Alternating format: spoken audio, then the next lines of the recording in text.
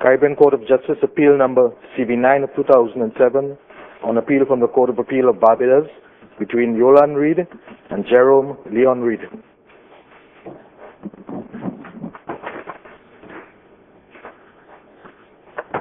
Yes, can we have the appearances? May it please the court, I appear on behalf of the appellant, and with me is my learned friend, Mrs. Marvelly Franklin.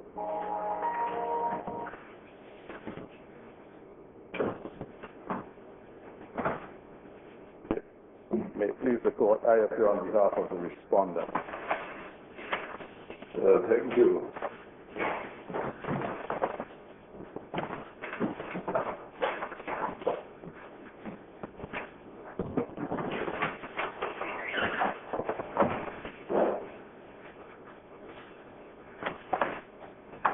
Yes, Miss Warren, would you like to begin?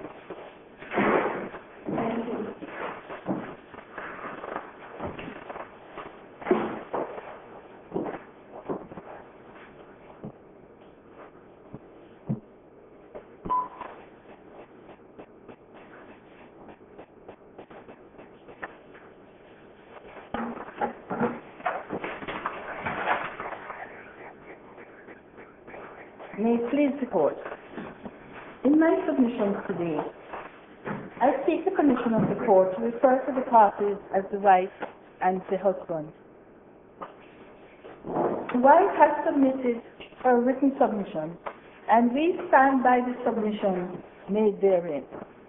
The gravamen of which is that the wife states, based upon a foreign judgment that fits all of the criteria in the law for obtaining a judgment on it in the courts of Barbados, and that there is nothing arising from the affidavits of the husband or his defense which could ground any of the restricted defenses of lack of jurisdiction, breach of natural justice, breach of the requirements of public policy, or impeachment on the ground of fraud. Grounds 3 and 4 of the grounds of appeal are all encompassing in addressing the issue of whether there were any tribal issues raised by the defendant before the court in Barbados, or whether there was any other reason for a trial to be ordered. Ground 3 states that the Court of Appeal was wrong in law in failing to hold that where the judgment of a court of competent jurisdiction over the defendant imposes a duty or obligation on the defendant to pay a sum for which final judgment is given, the court in Barbados is bound to enforce payment being conclusive unless it is impeachable for reasons of fraud or as being against natural justice or public policy, none of which defenses were available to the defendant. In ground 4, the Court of Appeal misdirected itself in failing to hold that the defendant had no tribal defense to the claim of the appellant under the law relating to the recognition of foreign judgment. I start with the proposition laid out in case of Pemberton and Hughes, 1899, 1 Chancery, at page 781, and I'm going to be reading an extract from pages 790 and 791 of that.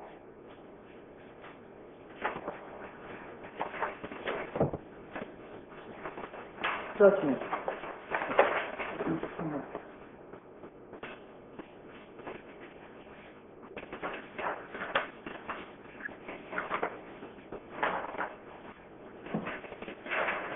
And starting, I was hoping to make my dot, but it's not. Go ahead. It's a judgment. I think it has a little mark under it. It's a judgment pronounced by a foreign court over persons within its jurisdiction and in a matter with which it is competent to deal.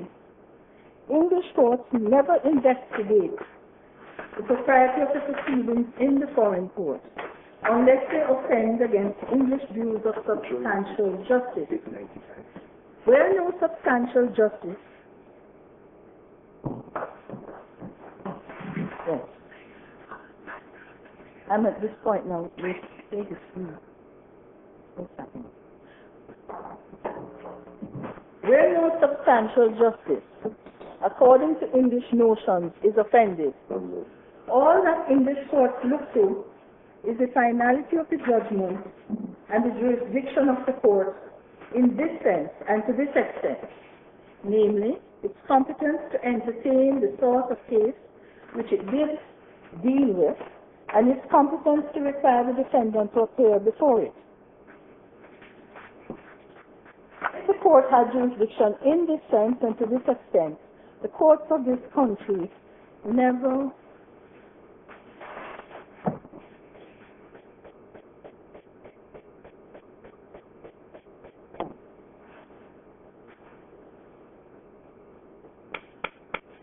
Inquire. The top of the next page. pardon? The top of the next page. Top of the next page. Oops. I have it down there.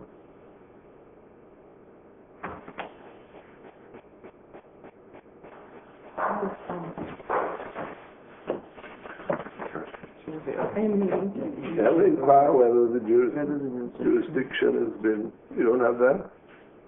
Has been properly or improperly exercised. Right, you have it there.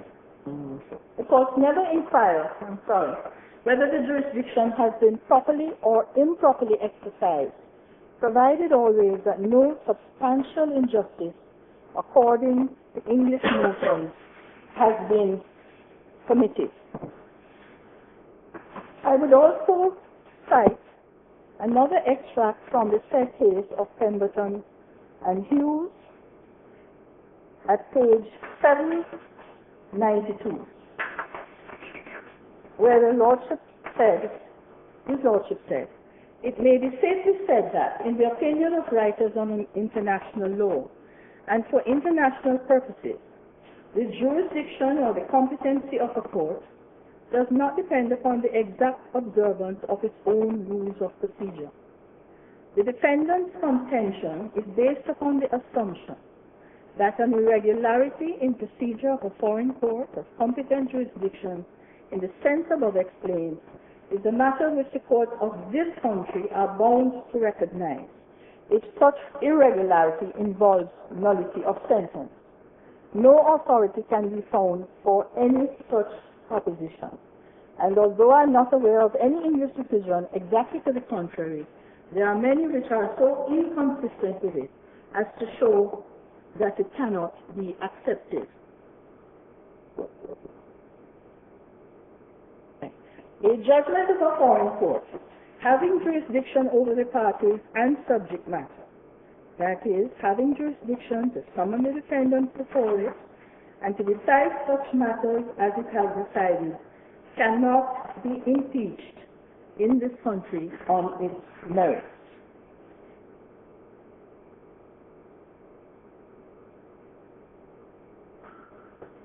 The husband has filed his written submission, and he has simplified the issue, and I'm attracted to his way of dealing with the issue which is before this court. And at page 6 of his submission, he says, to put it simply, Whose submission did he? these the husband's submission To and which court? to this court. To this court? Yes, Yes. on page 6.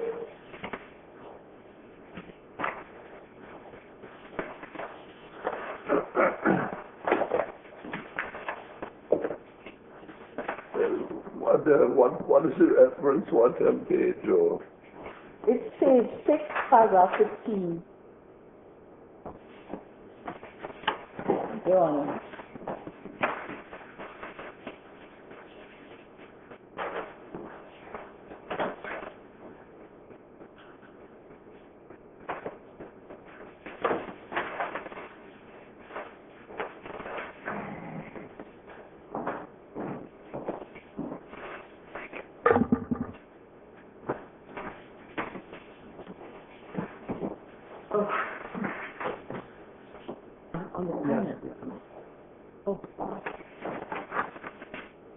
Yes. That's it. Yes, page 6, paragraph 15. 15. Didn't you say 18? 15? Paragraph 15. 15. Your Honor. Is that on page 6? Yes. It's on page 6 At the top. Yes. at the top.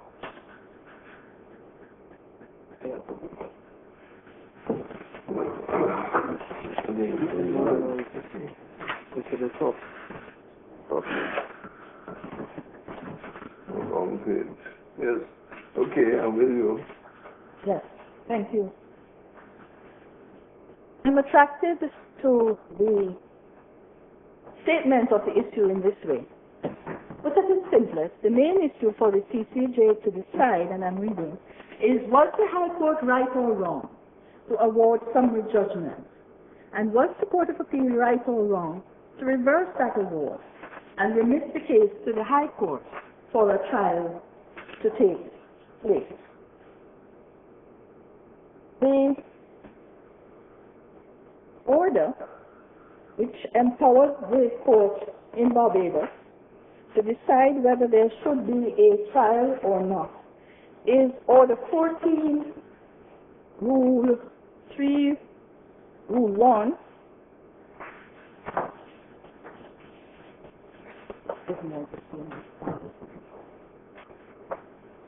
Dealing with summary judgment. There is an action to which this rule applies. A statement of claim has been served on a defendant, and that defendant has given notice of intention to defend the action.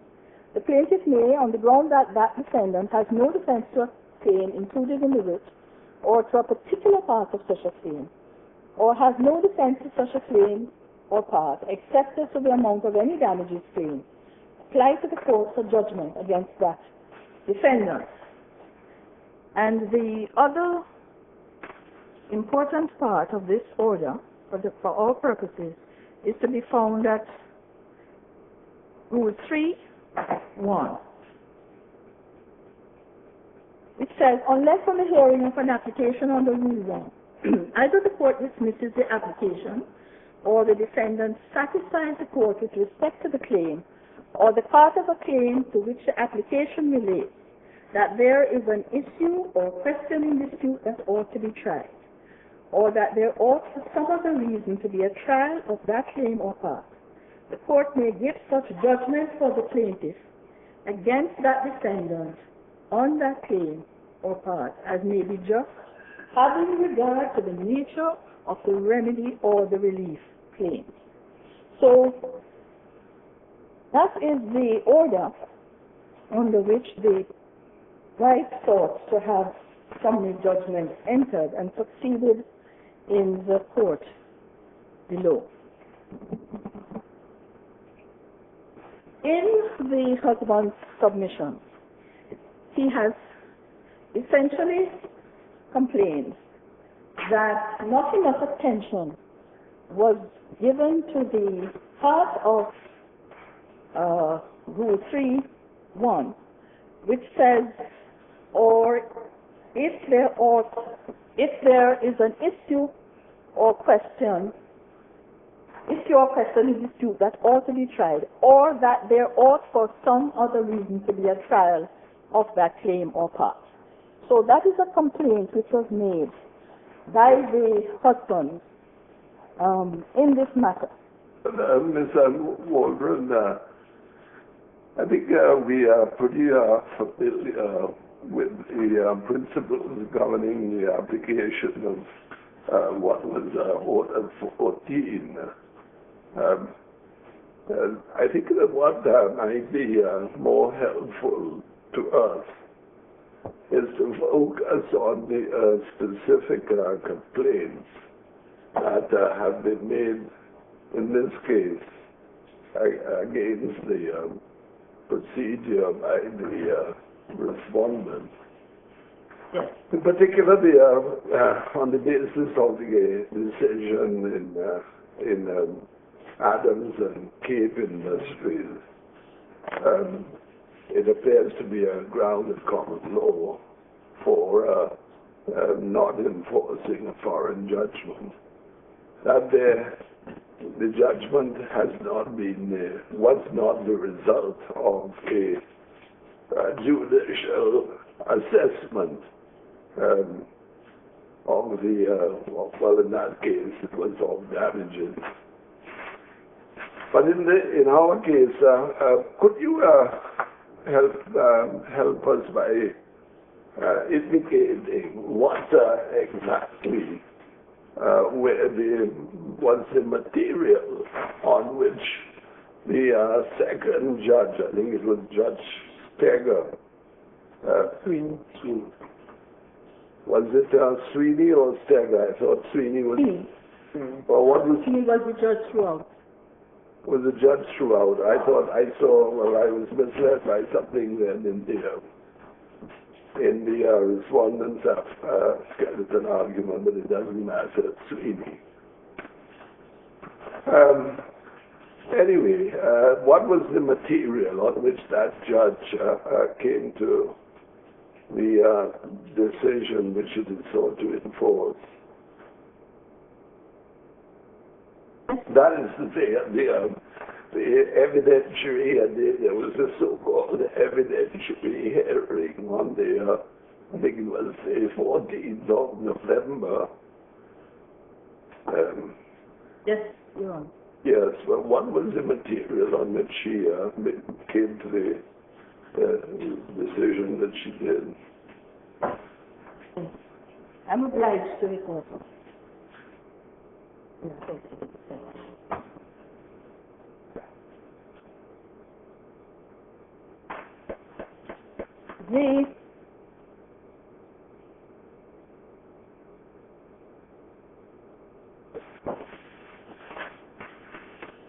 If I may, I would like to start with the judgment of the Court of Appeal in Massachusetts, remitting the matter to Judge Sweeney.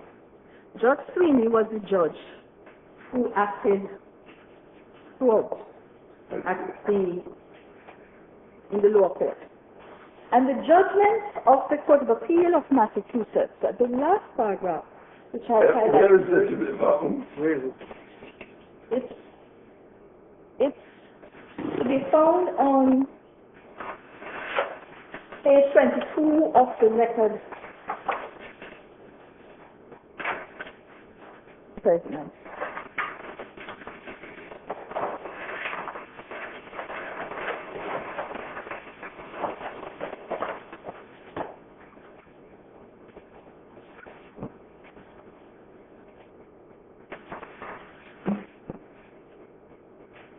Page what? 22. 22. Right-hand corner. Handwritten 22. And I apologize for the fact that some of these documents had on a typewritten number as well as a handwritten number.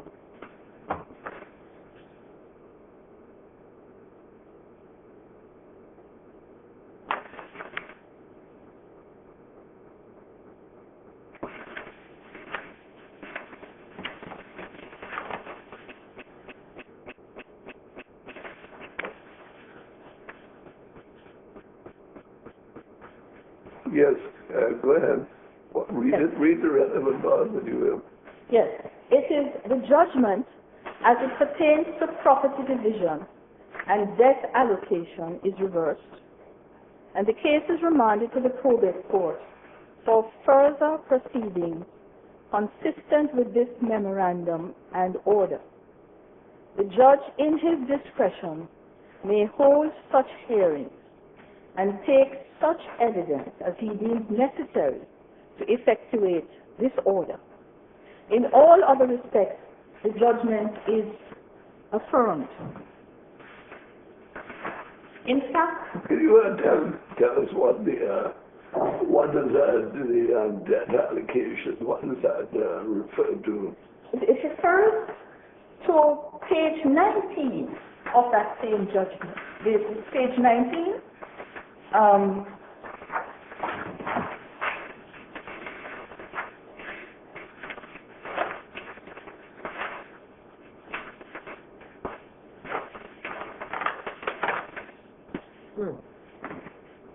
Last paragraph on page 19. The reason that the Court of Appeal of Massachusetts, Page 19. page 19, handwritten 19 of the record. Yes.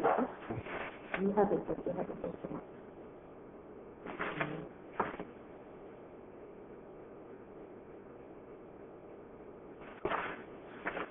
Yes, go ahead. In the instant matter, is that it? Yes, in the instant matter. Yes. The property assignment does not, in our view, flow rationally from the judge's findings.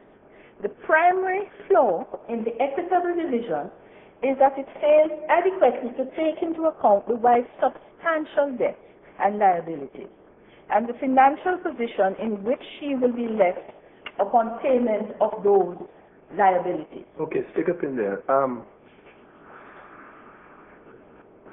What is the content of those liabilities and substantial debts? The content of those liabilities and substantial debts are to be found at page, if one starts on page 16,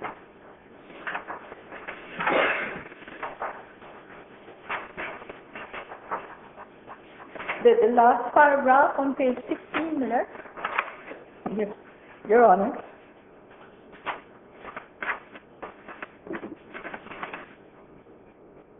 It starts there. The parties' assets at the time of the trial were valued at $615,781, consisted in large part of real estate and term bank deposits located in Barbados. The husband had inherited the Barbados property from his father prior to the marriage. The parties' primary asset in the United States was the former marital home, which had a fair market value of $370,000, but was subject to a first mortgage of $168,125 and a home equity loan of $93,789, leaving a net equity of $108,086. The wife's liabilities, which included her attorney's fees of $81,846, amounted to $153,517, and the husband's liabilities, including attorney's fees, amounted to $74,979. So when the Court of Appeal referred to the wife's debts and liabilities, they explicitly were referring to the costs that the wife would have to pay. Yes, at that time. Might I perhaps term it rather than cost, the fees that she will have to pay. The costs were intended to cover the lawyer's fees. Was that it? The costs that were awarded to her. Yes, her attorney's fee, it says, of $81,846, Your Honor. So, if I just clarify the figures, it appears on page 17 that the assets awarded to the wife were worth approximately £224,000. That's stated on the fourth bottom line of page 17. Dollars, sorry. And the debts amounted at the top of page 17 to $153,000 odd. And if you subtract the $153,000 from the $224,000, you get $71,000, and that's the figure that the Court of Appeal accepted at page 21. We perceive no sound reason why she should leave the marriage with assets net of death worth approximately $71,000. And they were worried, the preceding page shows, page 20, that the amount of income she was receiving would be insufficient to service her substantial debt and to meet her living expenses, so she'd be forced to liquidate and consume the bulk of the assets assigned to her. So they were focusing on the fact that the debts were too high. Something needed to be done, and those debts included the legal costs. So when they referred the matter back, as it pertains to property division and debt allocation, they were also referring back to the question of legal fees and costs. So they were, Your Honor. But did they not make a, like if we go back to the end of the judgment,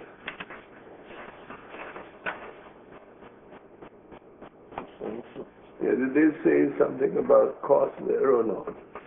He just said, in all other respects, the judgment is affirmed. Affirmed. So what other respects were there? So maybe the cost. But they didn't make an order for cost. The Court of Appeal there did not make an order for cost, did they? No, the Court of Appeal did not make an order for cost. So the first order for cost that was made was by Judge Sweeney. By Judge Sweeney. Would that have been outside of his or her mandate? Is Judge Sweeney No. male or female? It's a male. Male. Sweeney. Would that have been outside of his remit? What he had? No, it wasn't. It wasn't, Your Honor. And one of the important facts to be noticed is that subsequent to the Court of Appeal hearing, there were a number of other hearings, and they're all here in the record. When the husband got up and went back to Barbados, sold 2 lots that had been awarded under this judgment to the wife, and I'm not speaking about the property for 1.26 million. There were 2 other lots of land, and all of that is in here. So there were contempt hearings, and the document is here, and they were served on the husband in Barbados. What I'm trying to... If we can get back to the point we were on, the Judge Sweeney, at the conclusion of the hearing, the first hearing before him, did he say that each party was to pay his or her own costs? Indeed he did, Your Honor. And so that order was affirmed. It was affirmed. That order was affirmed by the Court of Appeal. Yes, Your Honor. Well, was the order subsequently made at the second hearing by Judge Sweeney? Did he not refer specifically to the costs of the action? He did, Your Honor. He referred to the cost of the action, and as I understand it, he referred to the entire cost of the... Yes, but he referred to the cost of the action. And he made an order then, which was different, was it not, from that which he had made at the first hearing. Yes, he did, Your Honor. Well, but, you know, he didn't make the order in the form of, debt allocation, because he did not even, what he did was he made an order for costs enforceable by the attorneys for the wife. Not so? Yes, that's the way it is expressed. But my submission to the court is that it is the wife's cost. She was a party, and unless they had... Yes, no, but I'm not on that for the moment. What I'm on is that he did not appear, I mean, I'm subject to, to looking at him at the moment, surely, and to what you may say. But he didn't seem to treat that second sum that he awarded. He didn't seem to treat that as under the heading of debt allocation. But he seemed to treat it as cost, in the same way that he had dealt with the issue of cost on the first occasion. And, if that is so, or the question is, does that raise an arguable case, which should be thrashed out at a hearing, as to whether he went beyond his remit in making that order. what was related to him, in other words, did not include cost per se, but yet he dealt with it.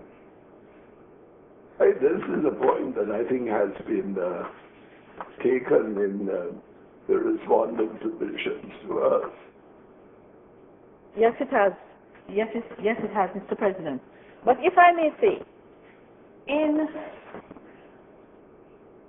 there is not a document here on which I can definitively say to this court that this was part of debt allocation. But my submission is that the cost of a suit for which the wife is liable has to be taken into account if when what one is looking at involves assets and liabilities. That's what the court did initially. It actually, in its judgment, mentioned the fact that there were these costs. And I am sending this matter back to the court below because when you take into account this lady's debt, she was not afforded a sufficient share of the assets. And so I don't know that we are in a position, I would submit to the court, to say that it did not form part of the judge's discretion, because he had to take that into account. He had to. The Court of Appeal did cost. So he would have had to have taken that into account if he is about to make a fair and equitable allocation of the party's assets. And the other point that I wished to make is that there were subsequent proceedings which involved, among other things, contempt proceedings and other proceedings which were occasioned by the fact that the husband had gone back to Barbados, had breached the order. And so, in these courts all the time, what happens is that one is entitled also to take into account, when one is dealing with costs, the conduct of the matter, conduct of either party. But right now we are looking at the Judge Sweeney's jurisdiction in light of the order by the Court of Appeal to, as it were, reopen the issue of costs and to grant costs from 1992 right up to 1996. And if I understand your argument, you're saying that that was permissible by him in light of what the Court of Appeal itself said, because they alluded to her liabilities as including her responsibility to pay attorney's fees? Yes, that is in fact my submission, Your Honor. And the fact that I am not sure that his discretion, having regard to the fact that after the Court of Appeal, his discretion for what costs, after the Court of Appeal, there were a number of other proceedings. Yes, the court did also report the just a minute, I'm sorry to interrupt you, Mr. Baldwin, but what concerns me is not that part of the order. Assuming it was an order for cost, which relates to expenses that were incurred in proceedings that followed the Court of Appeals decision in Massachusetts. What I am concerned about is that the part of the order that refers to A, or includes A, the cost of the first hearing before Judge Sweeney, and B, the cost of the appeal to the Massachusetts court, because it appears at first blush that those two elements of cost were dealt with by the Court of Appeal in its order, and were not part of what was referred back to Judge Sweeney. Yes, I understand that to be one of the matters to be In screened. other words, it seems clearly there were some costs which the Judge Sweeney was entitled to make an order in respect of the second hearing, including the cost of the second hearing, and perhaps some of these other contempt and hearings and whatnot. But I'm not concerned about that part. I'm concerned about the part dealt with by the Court of Appeal. Perhaps I could just clarify my own thoughts on this. Obviously, the Court of Appeal, having remitted the case as to property division and debt allocation, went on to say, in all other respects, the judgment is affirmed. And one of the points in the judgment was each party was left to bear its own costs by Justice Sweeney. But this was something that the Court of Appeal were not happy with, because that left the wife with far too extensive liabilities. And therefore, when Mr. Justice Sweeney, having had his fingers smacked, had to look into this matter further, he had to be conscious of the fact that he had somehow or other to reduce her liabilities, if he could. But meanwhile, of course, her liabilities increased dramatically through all the other proceedings she'd had to take against her husband. So to cope with this, so that she wouldn't be in a position where she didn't have enough income to service a substantial debt, he decided in the round he would need, in fact, to order the husband to pay the $148,000 costs. Yes, and those are my submissions entirely. Yeah. Your Honor. So you say we shouldn't be too You were manipulative. off to Indeed, indeed. very well. I'll bear that in mind. But actually, we've got off the subject I'd asked you to focus on. And that is what was the material on which the Judge Sweeney made his second order. Judge Sweeney made his second order. All right. And what took place exactly in this evidence? Yes. Well, I will go through that now, Mr. President. You see, what I gather they are saying is that something happened which was rather like what happened in Adams and Cave, in that the wife's counsel presented something to the judge which he more or less rubber stamped. Indeed not. I'm not saying that this is what happened. Yes. This is my perhaps imperfect understanding of the points being made for the respondent. If I may respond to the concern expressed. Yes. After that Court of Appeal hearing, Justice Sweeney issued what was called a temporary order. And that is to be found at page 26 of the record.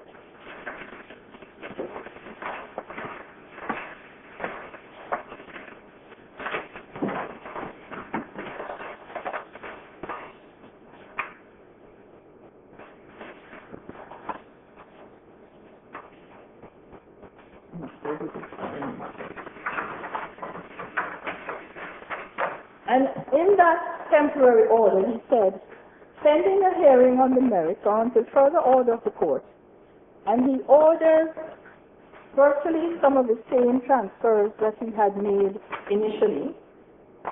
And at paragraph 6, he said, there will be an evidentiary hearing on November 14, 1996, to determine what, but it should have been whether, Jerome L. Reid has sold any marital assets located in Barbados since the divorce decree was entered on December 20, 1993, and also the sales price received by Jerome L. Reid from those sales. the Court of Appeal had allowed him to take such other evidence as in his discretion he needed. It was the same judge.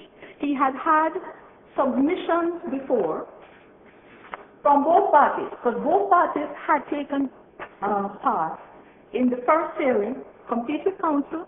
Both parties had in fact taken part in the Court of Appeal hearing, because there was an appeal and a cross appeal. So that this is what he deemed that he needed to see. He wanted to have an evidentiary hearing, paragraph 6, on November 14, 1996, to determine whether Jerome Reid had sold any marital assets and what was the value of those assets. And that temporary order was served on... Well, What's the date on its face? Pardon? Something the 29th. You know what date it is, because I noticed that the husband didn't withdraw till the 25th of July. Yeah, this is August 29th, August 29th. 1996, at the bottom of the temporary order, Your Honor. Yes. Yes. But now tell me what at these evidentiary hearings, was there, may I finish? oh, sorry.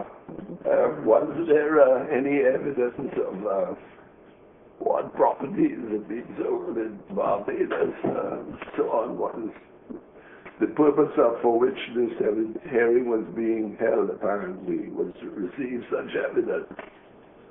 Was there any evidence pertaining to that?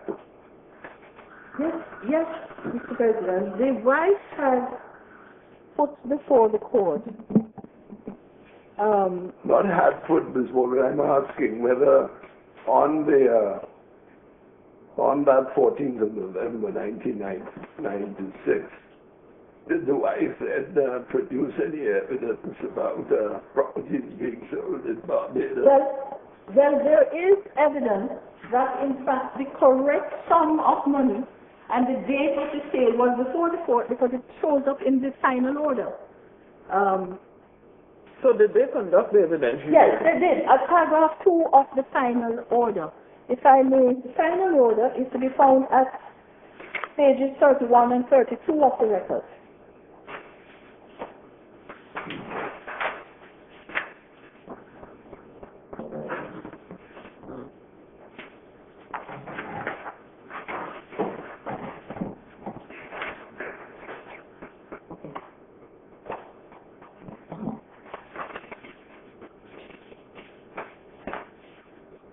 At 2.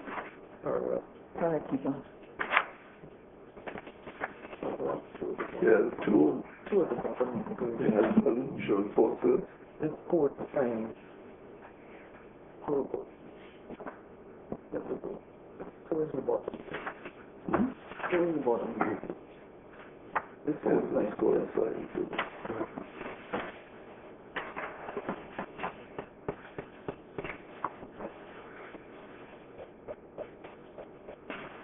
And I noticed that there was some evidence in the wife's memorandum regarding the change in value of marital assets.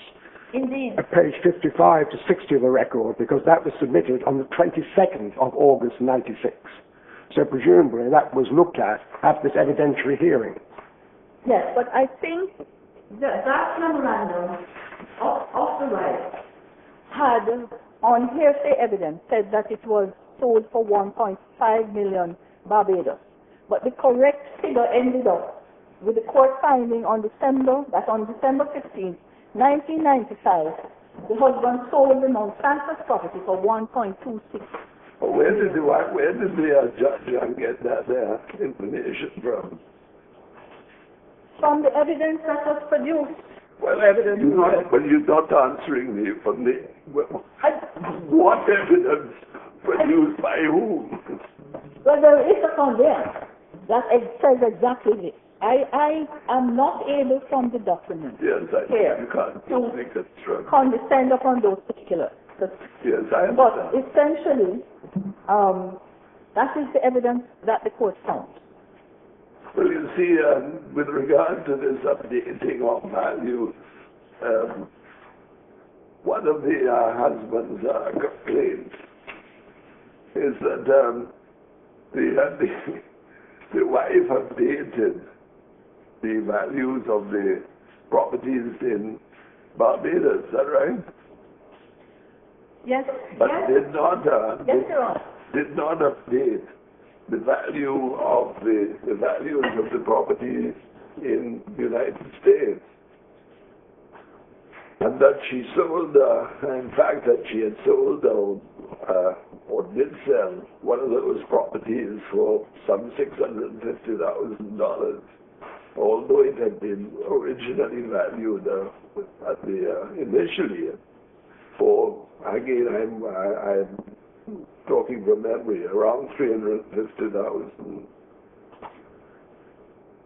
Yes, if I may respond. Yes, of course. If I may respond.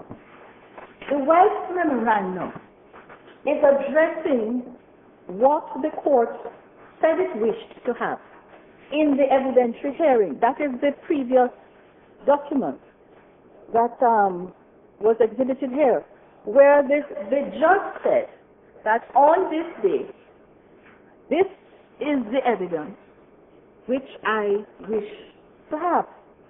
And so that is the evidence that the wife's memorandum addresses, Your Honor. Did the judge say he wanted an update on the values of the properties in Barbados? In Barbados, that was the one. If I may just go back, because if I can go back to the temporary order that I had dealt with earlier at 6. Let me put my please. Sorry. Yes. 26. Okay. It is at The 26th? page 26 Yes. of the record. Yeah. Right. That was the further evidence that the judge said he wished to have. Would you read it for me? Pardon? Would you read it for me? It says, there will be an evidentiary hearing on November 14, 1996 to determine what, it should have been read, Jerome Reid has sold any marital assets located in Barbados since the divorce decree was entered on December 20th, 1993, and also the sales price received by Jerome Reid from those sales. So that was, it was recalled. The Court of Appeal said, I'm leaving it up to you, Judge, to take what further evidence. No, but just hold it for the moment. Let's stay on the point. The memorandum that the wife submitted did not deal with the value of properties that had been sold or the price received. As I understand it, it dealt with the estimated value, current value of properties which were unsold. Is that right or wrong? It dealt with, it attempted to deal with the price that property was sold in Barbados in accordance with state. Could you prefer to we have that memorandum on the record? A memorandum? 56 and 2. It starts at 55. 55. And it goes to 57. 65. But at the top of page 57, I note where it is said, headed subsequent event, that on March 10, 1995, the husband sold the 2 lots that were awarded to her in the divorce proceedings for US $57,000. Then the second paragraph, it says the wife asserts that the husband has sold the Lone Star house and garage for $1.5 million US. So that was the evidence. That was the evidence which she sought footage at that time in the memorandum. But clearly by the time the actual hearing came, because it was not sold for 1.5, it was sold for 1.26 million. Give or take a few $100,000. What about the Standfast property? That's it. That's the same one, Okay. Your Honor. It is the Standfast property. Well, I'm not sure. The husband's complaint about values of land in Barbados being updated. What does that refer to? It refers to this property, which was sold for the $1.26 million, Your Honor. Well, But I thought that it was a reference to an estimated value of some property. What about the westerly property? the westerly property and the easterly property are still owned by the husband. Yes, well, where's the value? Did the wife provide an updated value of those properties? No, the estimate that is before the court does not deal with westerly, does not deal with easterly.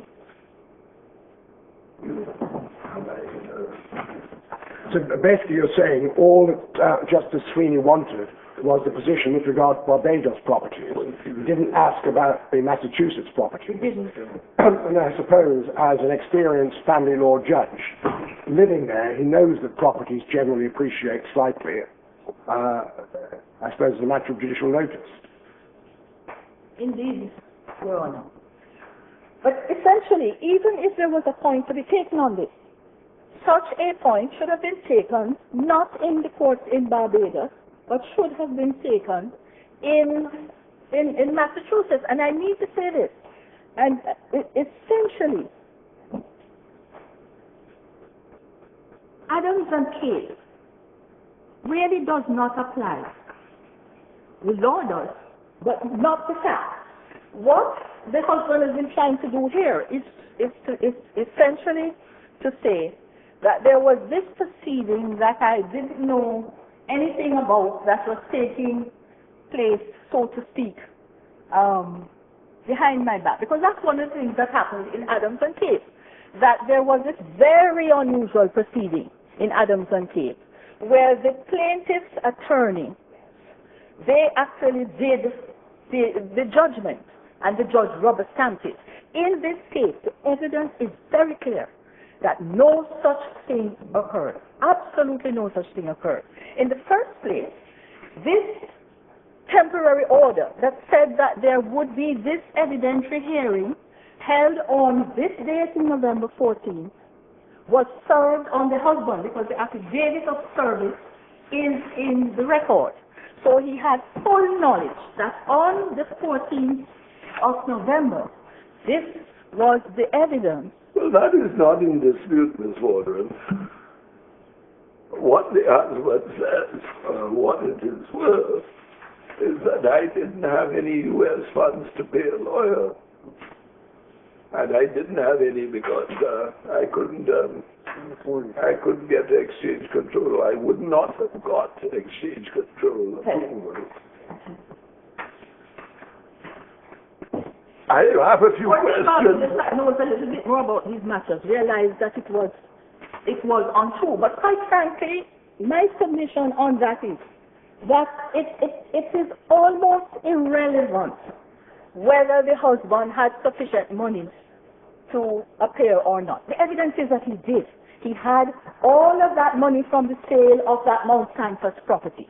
But in Barbados dollars. In Barbados dollars, but he never made any application. As the court said, he's never been able to say, I made an application to the Central Bank of Barbados and I was refused.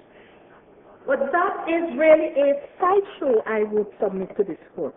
What I want to, if I may go on to say, that one of the submissions made by the husband is that that document called the post-judgment submitted by Yolande Reid was rubber stamped. And if I may, it is to be found at pages 62 and 63 of the record.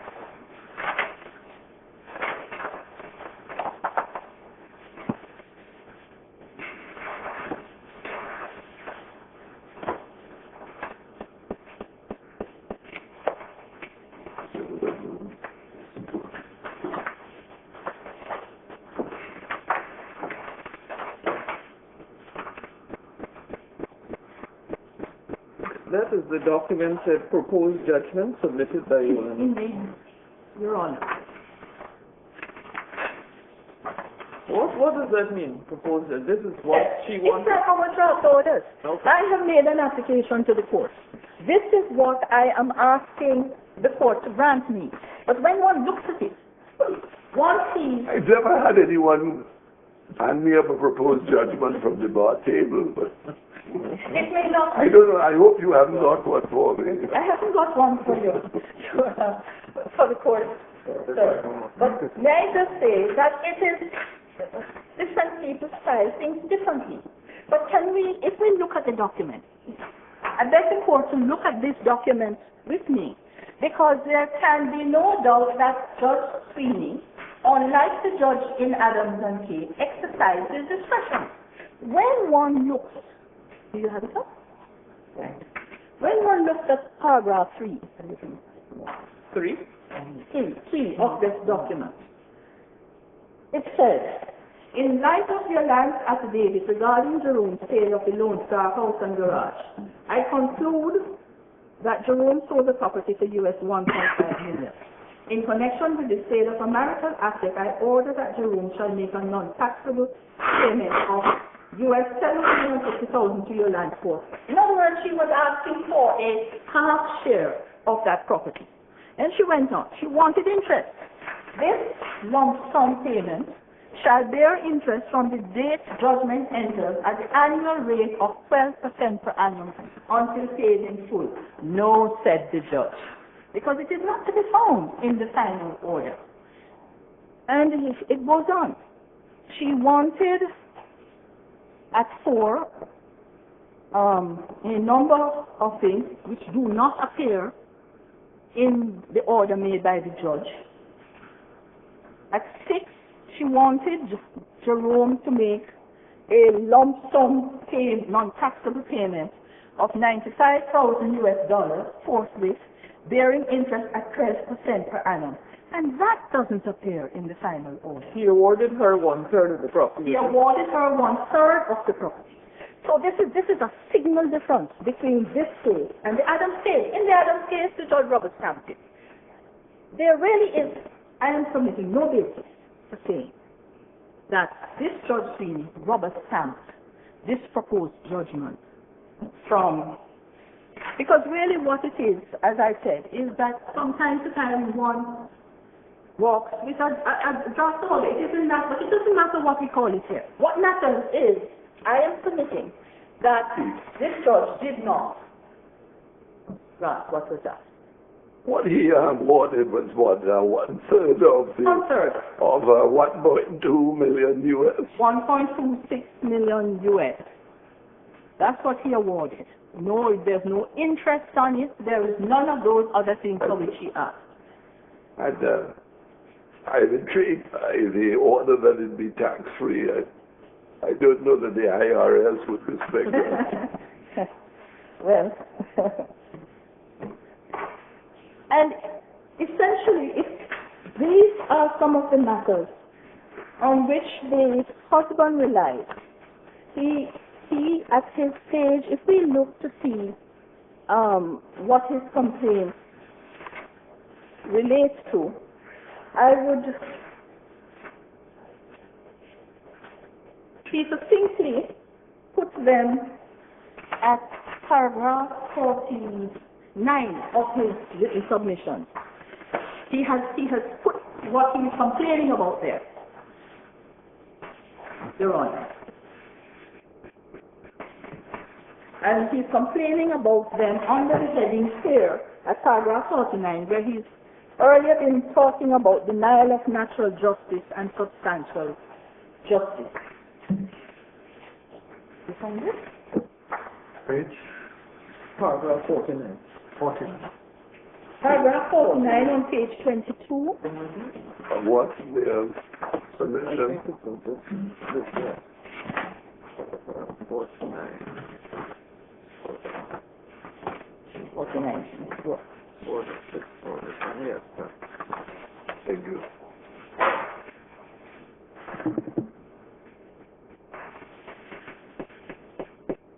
On the issue Mr. Waldron, of substantial or natural justice, which we all know what the principles are. Would you say his impecuniosity, his inability to pay legal fees, would that constitute a breach of substantial justice in Barbados? Because apparently it said that you have to look at the situation, the law in Barbados as it is. It would not, Your Honor. It would not. Well, I think you have made the point that if you wanted to challenge, for instance, the failure of the judge to inform himself of the change in value of properties in the United States, and this is a matter which could have been the subject of complaint or challenge in the Court of Appeal, I imagine. But he chose not to take advantage of the local remedy. But the dicta seem to indicate, I think it is Lord Justice Slade in Adams, that while your failure to take advantage of a right of appeal in the foreign jurisdiction is not necessarily fatal. It is a matter which has to be weighed in the balance when you are dealing with natural justice or fundamental justice. But that it depends on the facts of the particular case, the nature of the objection, and the circumstances and so on. And that would involve, I imagine, in the instant case, a consideration of the genuineness of his excuse, the husband's excuse, that he did not have U.S. funds available. And it might be argued that that is a matter which really should be properly investigated at a trial. I am merely putting so that you can respond now what I understand to be one of the arguments for the husband. Yes. Mr. President, I am submitting that so-called impecuniosity on the part of the husband was not accepted by the court below. But I am also submitting that it is almost irrelevant to the proceedings before us, because the husband will need to have raised something on his affidavit which could possibly lead to one of the restricted defenses known to private international law in these circumstances. And if the court would bear with me, I would wish to go through the paragraph 49 to look at these various submissions on which the defendant would wish to hang the defense of failure of denial of natural justice. And so I beg us to turn to paragraph 49 on page 22 of the husband's submission, because he has very clearly set it out. He says, the aspects, not very good with this pen, says the aspects in which the husband contends that the U.S. court failed to observe substantial justice as viewed by the Barbados court all relate to the second judgment. And the first one he's saying is that the second U.S. court judgment refers to an evidentiary hearing and to the parties' submission. The husband was not present at the second hearing and did not make any submissions at all in relation to it. The short answer to that, I think we've already gone through. The judge, Sweeney, heard the first instance, went to the Court of Appeal, it came back down. He had before him, and he says that he had, in the final order, he refers to the complaint for divorce and the cross-complaint for divorce. So it is not correct to say that he did not have submissions from the parties before him. In other words, Justice Moore, Chairman Moore, had said in his judgment that he regarded the first hearing, the appellate hearing, and the rehearing to be one composite hearing. And that you support that view? Indeed. And the evidentiary part, I think we've already explored this morning, so I need not pause there. The next bullet point speaks to the defective memorandum regarding the change in value of marital assets appears to have been placed before the U.S. court in relation to the second hearing on behalf of the wife.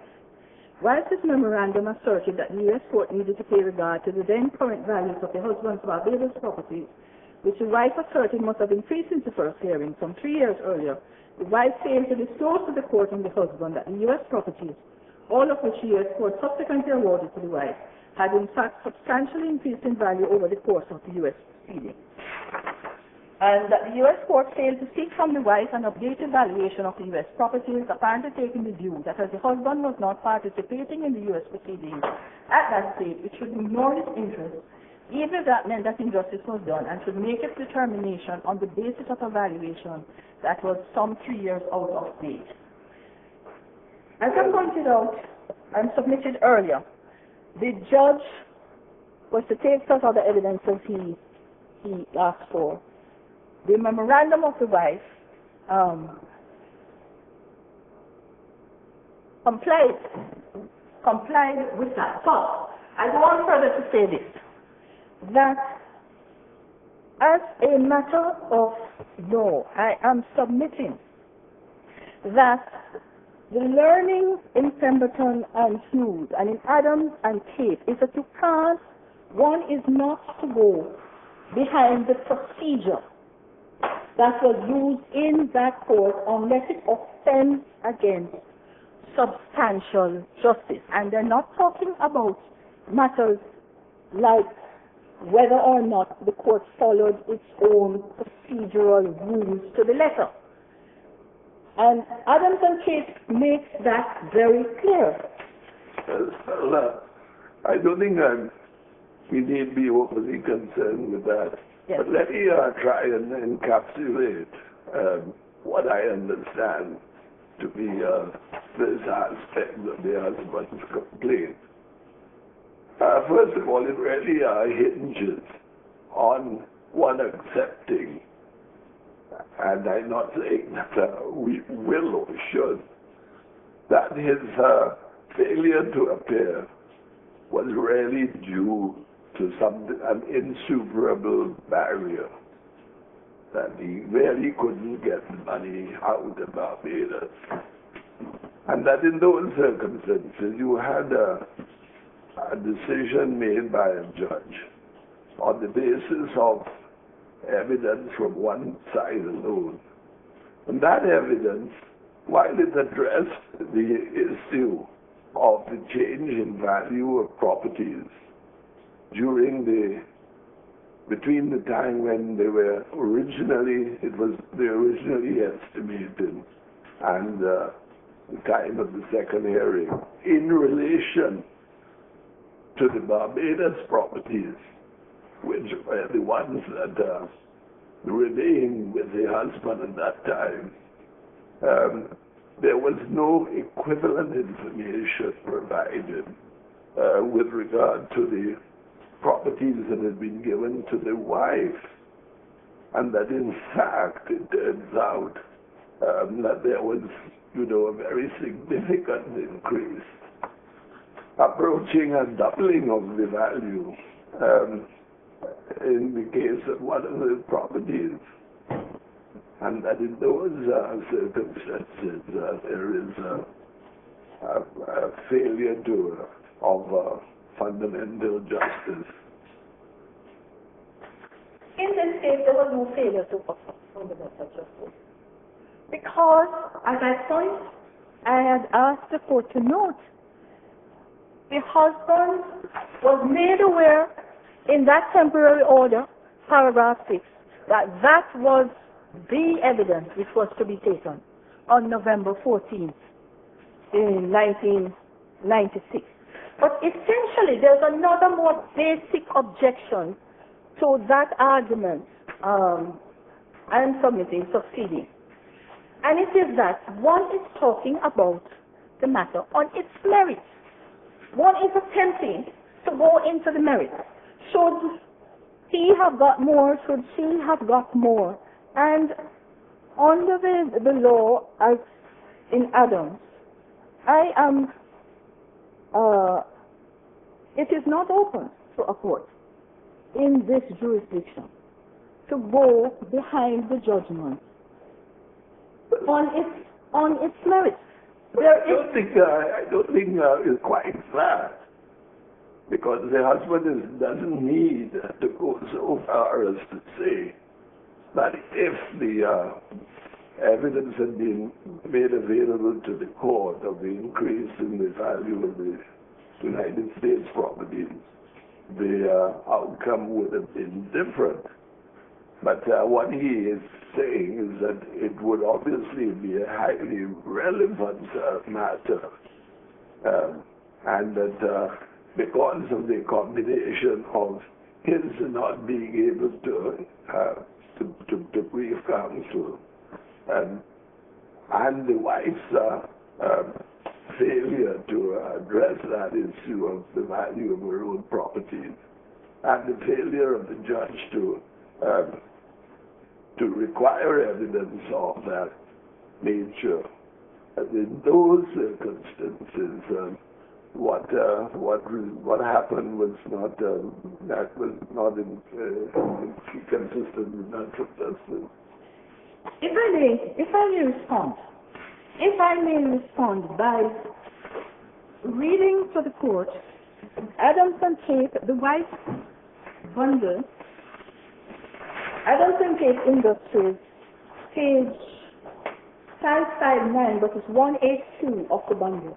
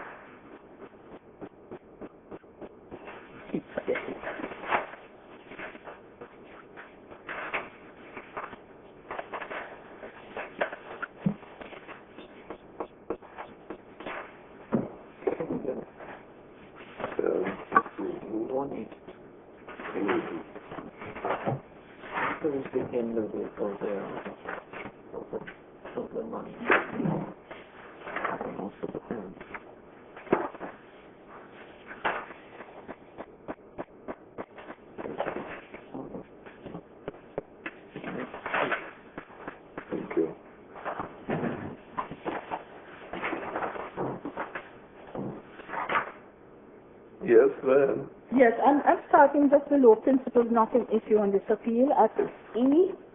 In the context of natural justice issues, certain principles are common ground and appear to us to be indisputable.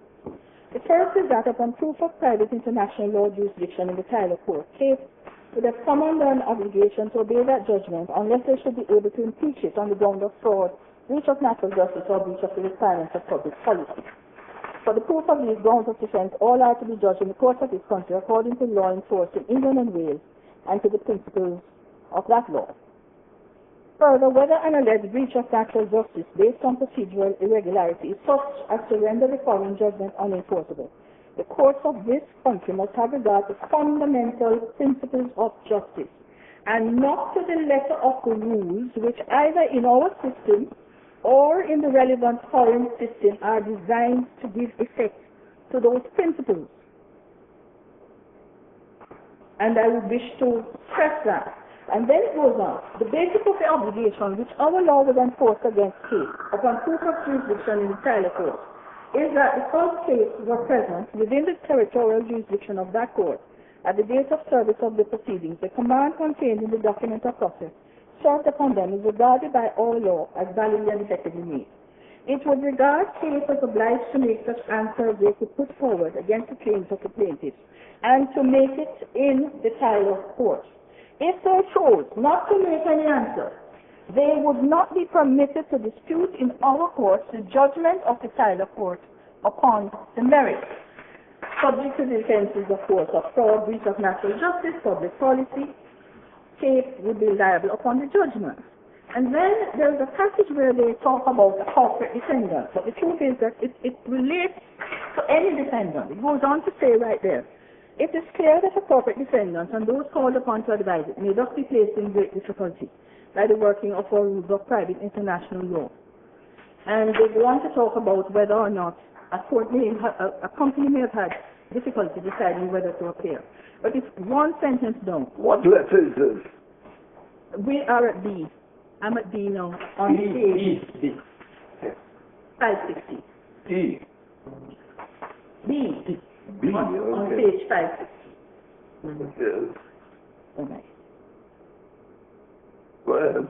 Right. If they are right, they can safely, this is about jurisdiction, if they are right, they can safely ignore the proceedings so far as concerns the assets of the corporation within the jurisdiction of our court. If they are wrong, and the judgment of Scott J. and of this court show that the question may be of considerable complexity, they may be sued in this country upon a judgment which cannot be questioned as to the merit and substance of the decision upon which the judgment is based. In particular, with reference to quantum of a judgment, whether for damages for tort or for breach of contract, the corporate defendant, and I say here any defendant, is placed in difficulty. Not infrequently, plaintiffs who are claiming damages exaggerate their injuries and their losses. When the defendant does not appear and no evidence is presented to answer the plaintiff's case, the court, which has the task of assessing damages, can normally do no more than consider the evidence put before it and base the assessment upon that evidence. In adversarial systems, the court will not normally do more in the investigation of the claims or call for further evidence, and it is under no obligation to do so. In particular, according to our law, a defendant, corporation, which denies that it is subject to the jurisdiction of a foreign court. Well, he's not denying that he's subject to the jurisdiction, but essentially what has happened is that he has not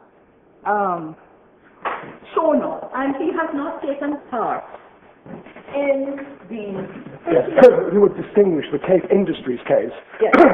Because if Cape had actually participated, it would have submitted to the jurisdiction, and it would have had it, as was the case in the first proceedings of a whole lot of claimants. So it learned its lessons, and in the second group of claimants, it didn't participate. But coming back to this case, essentially, I think, are you saying that the husband, there's no problem, it clearly was subject to jurisdiction, and therefore you had the High Court case before Justice Sweeney, then went up to the Court of Appeal before Justice Sweeney, then it went back down to Justice Sweeney, and then at that stage the husband decided to withdraw for various reasons. I presume you're saying that the husband decided he would get all his assets out of the USA and go to Barbados and hope he could frustrate the judgment somehow or other. And that all these points he's been making this morning in paragraph 49 are points he could have taken when the matter was remitted to Sweeney. It's relatively straightforward. He could have done it himself, or after all, he was a wealthy businessman. I'm sure he could have found some ways of paying lawyers to deal with the matters, but instead he chose to take the risk of leaving things as they were, and the risk has materialized, and now he's still trying to frustrate the judgment. That is indeed it. But excuse me, is there any evidence that the husband took up all his assets and went to... What the evidence is that in the silence of the court's order. I'm sorry? What the evidence is that in the silence of the court's order, in Massachusetts. He rushed back to Barbados, sold 2 of the properties, which in the first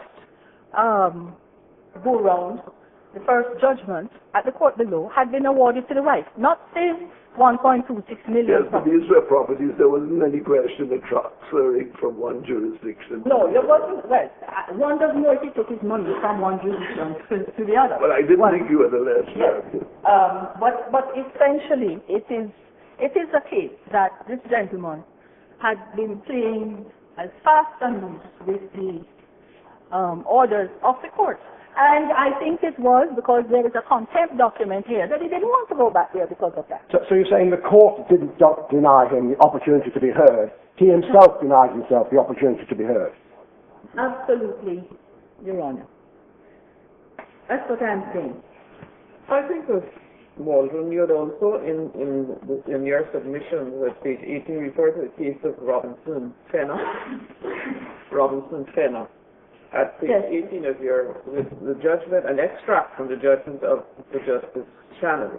At page 18 of your Yes. written submission, which seems to suggest that the modern view of natural justice is one of procedure rather than a substance.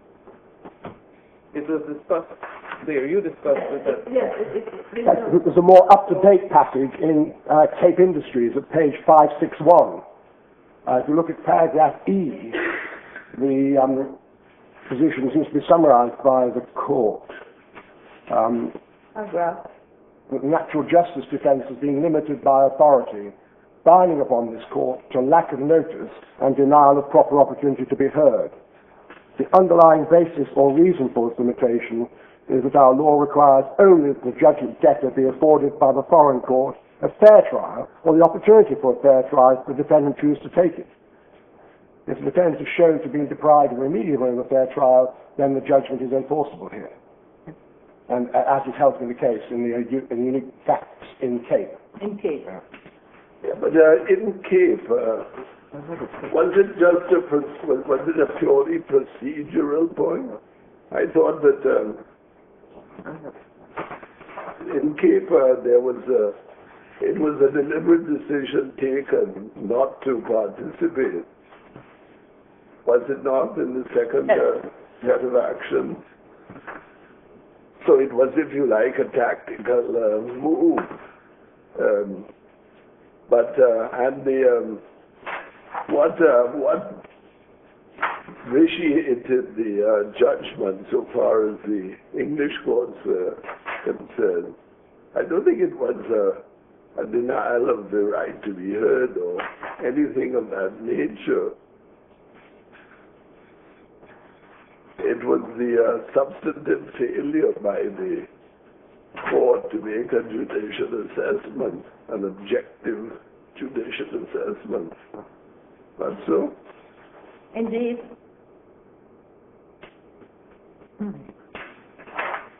And that is one of the ways in which this case differs so markedly from Adams and Cape. But the husband tried to drag Adams and Cape in.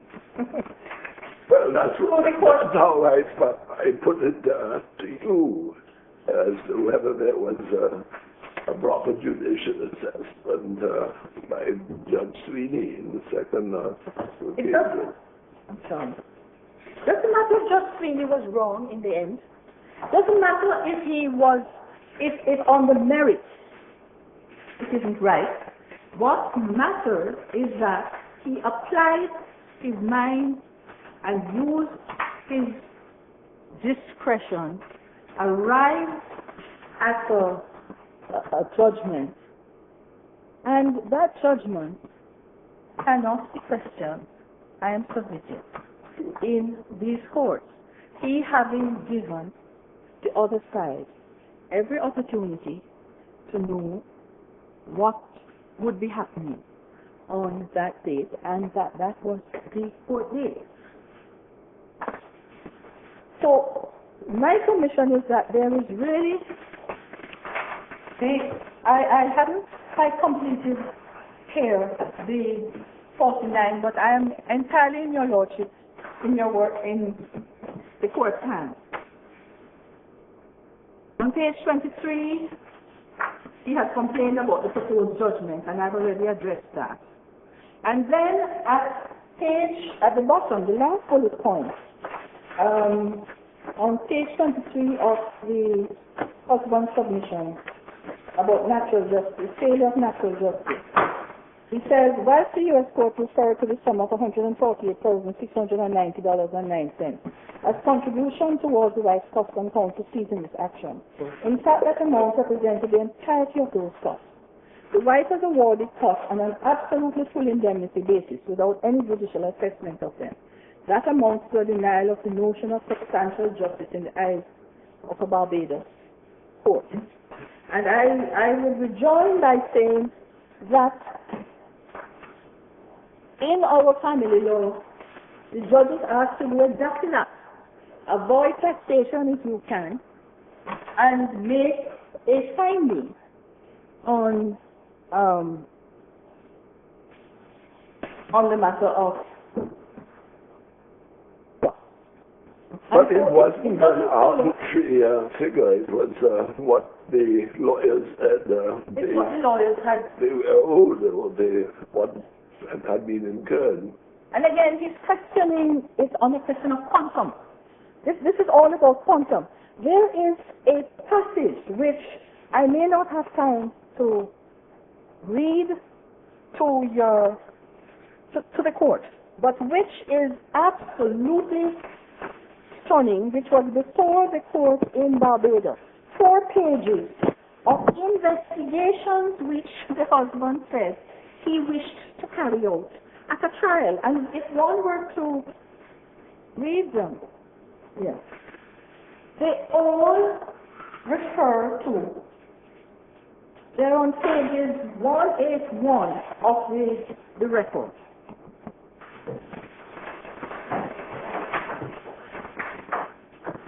And this is what was before the Court of Appeal of Barbados.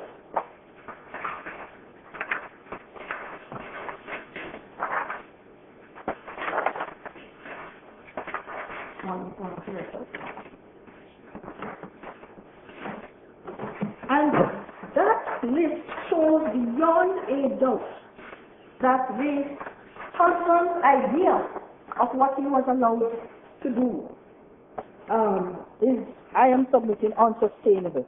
It's headed issues for the expert on Massachusetts law. This is the expert that he would have if there were to be a trial.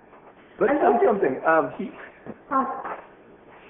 In the husband's affidavit, there's no affidavit from any expert of Massachusetts law. No, there is no affidavit from any expert. But this is what he's saying. What the husband is saying is, I need a trial in Barbados. I need a trial in Barbados because I need to ask all of these things. 4 pages of it. He wants to know a description of the method and procedures by which, and the circumstances in which the family court came to its decision as to the award of the wife of US $415,800. And it goes on and on.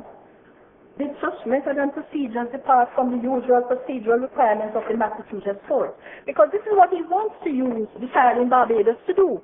What I am saying is that on the affidavit before the court, he was bound, if he were to properly get leave to proceed to trial, to bring up enough facts that could ground a defense, one of the restricted defenses known to this area of the law. And he did not do that. When it comes to fraud, when it came down to the issue of fraud, he pointed to fraud at page 32 of his submission.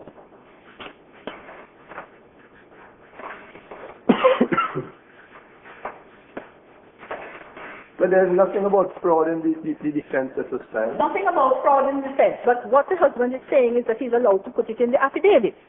So I think what he meant really is misrepresentations and non-disclosures rather than fraud. That's what it is. Because at page 33, on the heading of fraud, he comes back to the same matters that I have addressed under the natural justice point. This is at paragraph 68 and 69, where he says, well, I could start at 67. One of the reasons why there should be a full trial, a trial of the issue of misrepresentation and non-disclosure by the wife, it is that it is not a matter that is capable of being determined on a summary judgment application. The matter would need to be investigated using the tools of discovery, possibly written interrogatories, and then cross-examination at trial. So he's about to go on a... It seems that he's thinking of ordinary domestic proceedings in Barbados when he's seeking Order 14 summary judgment, rather than the special procedure where everything has already been thoroughly sorted out by a foreign court and is simply seeking to get that obligation recognized and enforced in Barbados.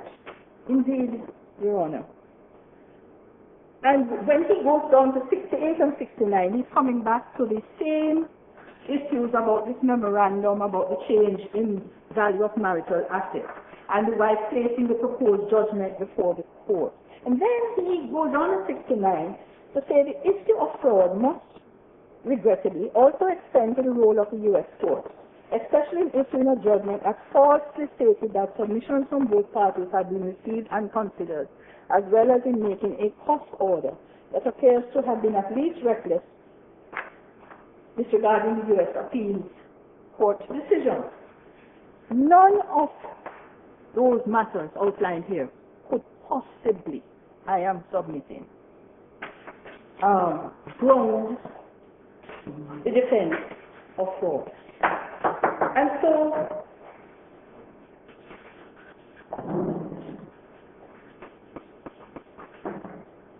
Yes, go ahead. none of them could ground the defense in fraud. And over on the page, on page 34, at paragraph 70,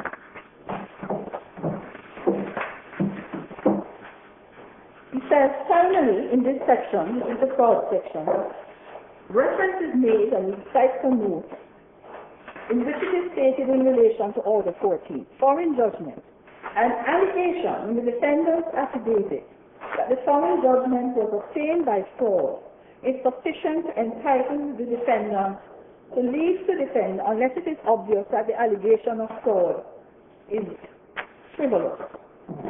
And my submission is that that is how I am asking this court to categorize these submissions on fraud.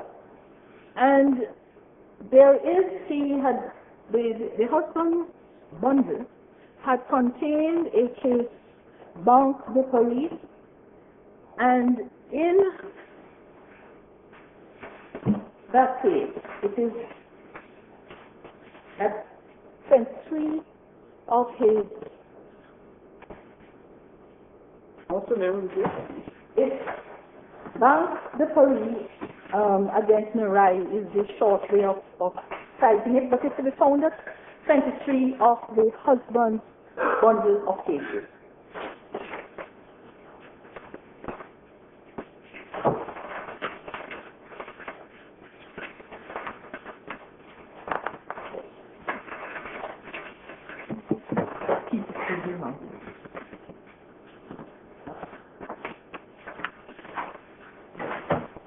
And in that case, it was held.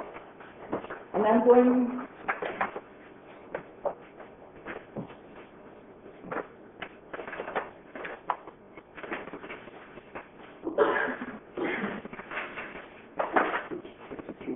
Please, continue.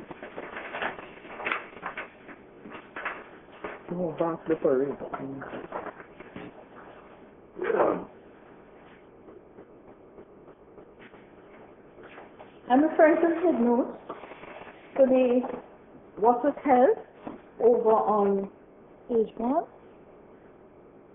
where it says it was held by Lord Justices Ackner and O'Connor that 1. The mere assertion in an affidavit of a given situation, which was to be the basis for defense, did not of itself provide leave to defense. The court had to look at the whole situation to see whether the defendant had satisfied the court that there was a fair or reasonable probability of the defendant having a real or bona fide defense. And in fact, when one is reading the submissions made to the court in Barbados, there is a passage which I am not entirely sure if I could find it at this point, in which the husband's attorney submitted that he's entitled to fish. I saw it. That he's entitled to fish. And so this is a fishing expedition. One cannot plead fraud or raise the specter of something as serious as fraud, not just on the part of a party, but also on the part of a court. When one is about to go and fish, to see whether there is such a defense. So, in short, my submission is that the Court of Appeals of Barbados, the only ground on which they decided to hold that the entire judgment was tainted was because the judge had gone ahead and awarded costs. And it is my submission that as a matter of law, the award of costs by Justice Sweeney cannot taint the entire judgment of the made by him. If he was wrong, The Court of Appeal appears to have taken the view that that Justice Sweeney's orders to cost went contrary to the Court of Appeal's order. Is that right? yes, you're correct. The Barbados Court of Appeal decision. The Barbados Court of Appeal decision. That was really the only reason they gave was for the done. That was the only reason that was given. Only.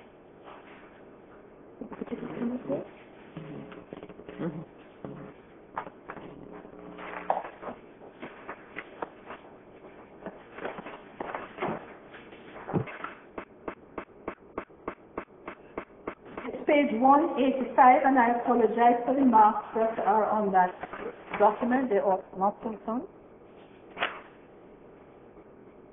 It's 188, I think.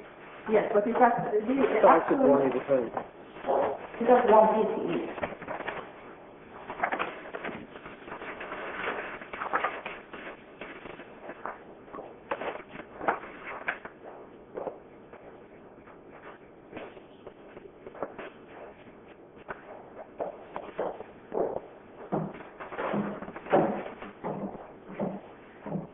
Starting at paragraph 11, the court said the principles expressed in that case, they refer to Adams and Tate Industries, are clear authority for the proposition that cognizance must be taken of any act or procedure in the foreign court which conflicts with our fundamental concepts of justice.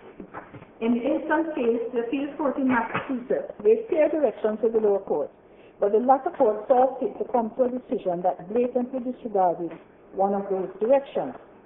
Notwithstanding plain instructions from the appeals court not to interfere with the order except in relation to the property, the lower court nevertheless made an order which did violence to the directions of the appeals court by awarding a substantial sum to cost against Mr. Reid. Although in this jurisdiction there is nothing wrong per se for a higher court to refer a specific matter back to the lower court, the cavalier manner in which the lower court in Massachusetts flouted the authority of its appeal court raises serious questions as to the bona fides of its decision in other areas. Doesn't condescend to say what other areas. In my view, it should have been in our view, but this blatant disregard of the appeals court was diametrically opposed to our views of fundamental justice and was sufficient in itself to taint the whole decision of the original court. But I'm not sure what that means, to taint the whole decision. How do you relate that to the grounds on the limited heads on which you can resist enforcement of a foreign judgment? Is this fraud? The court hasn't really said, but if I had to extrapolate or to interpret, it almost smacks of a fraud. Taint. The word taint is what has me veering to. But I don't know if you can remember it so long ago. Maybe the lordships couldn't either. Was this issue ventilated in the Court of Appeal in the question of, well, whether the order was justified under allocation of debts and so on? Or, was that the subject of any submissions? The difficulty I have in responding to that is that it was long ago. No one has been able to find, including me, my written submissions to that court. I can't imagine I could have appeared before the court without them. I tried going to ask the judges, all of whom had long since left the bench when this decision was handed down, whether they had their papers. One had since died. Two said no, they didn't know where their papers were. Well, So I'm unable to assist. I think there is a lesson in there somewhere. Anyway, if I may take you to the question of the payment of the costs, how and when can you help? Is there on the record information about the payment of these costs by the appellant? I know that it appears that there was a mortgage was there to secure them. Yes. And is it that the property was sold and the costs were paid out of the proceeds? Indeed, that's exactly what happened.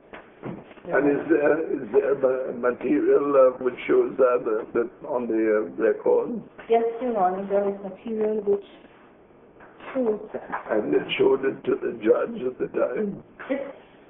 It is here. Well, it wouldn't have been paid as yet at the time when Judge Sweeney made his order, would it? No, not at the time Judge Sweeney made his order. It was paid after. Well, can you refer me to the document where this is demonstrated?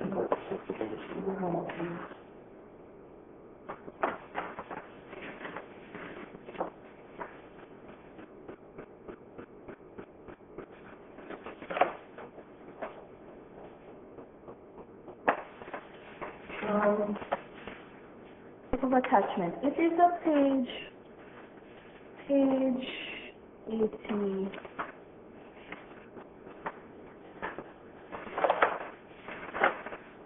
The mortgage is at page 83 of the record.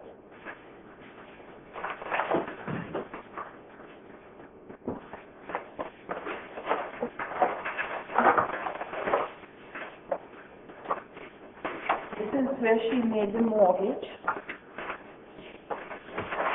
And at page 90 is where the lawyers attached the property.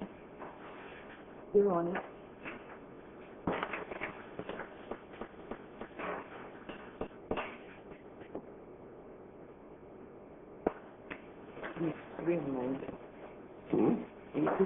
But there's no affidavit from one of the lawyers that they were paid out of the proceeds of the house. The mortgage on 90. Where they made it. I've seen an affidavit of, I think, one of the lawyers, Mr.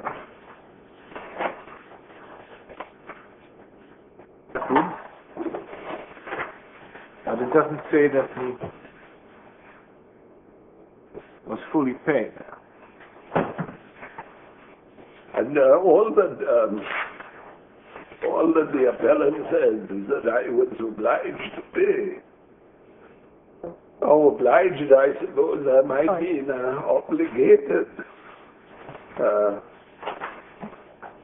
And that's a rather different thing from saying I paid. and saying when and how. Your Honors, I beg your pardon.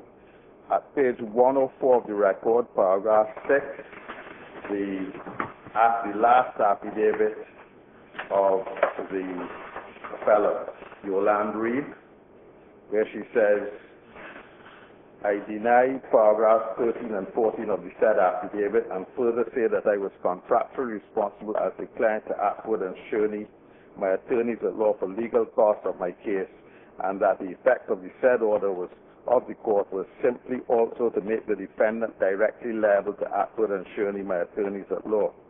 As the defendant himself deposed, the said Atwood and Shirley placed a lien or charge upon my property, and so when the said property was sold, I had no option but to pay them in order to free my property. Yes. So you accept that it has been paid? Mr. Haynes. Mr. Haynes, you accept that the costs have been fully paid by the appellant? Indeed, Your Honors. Yes, well, thank you very much for that. Well, that means that we don't have that problem. The other question is that while your claim in respect of this order for cost is based on the foreign judgment, it isn't based directly on it. It is based on you standing in the shoes now of the lawyers in whose favor the order was made. What, sir? It's a question of interpretation, I would submit. What do you mean interpretation? I don't follow It that. is. The order says quite clearly that it's made in favor of the lawyers. And it also says it shall constitute an enforceable right on the part of Atwood and Shirley, not on the part of your client. So. Yes, I think it probably was a not happily drawn order. Well, it's not a question of the way in which it was drawn up. It's a question of the way in the order that was made.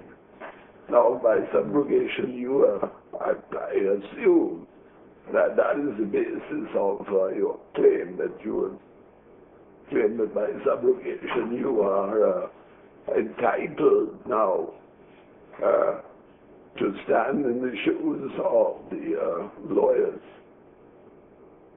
But what I was going to ask you is whether would it be right to say that your right now to enforce that order in relation to costs would depend on the Barbados law of subrogation?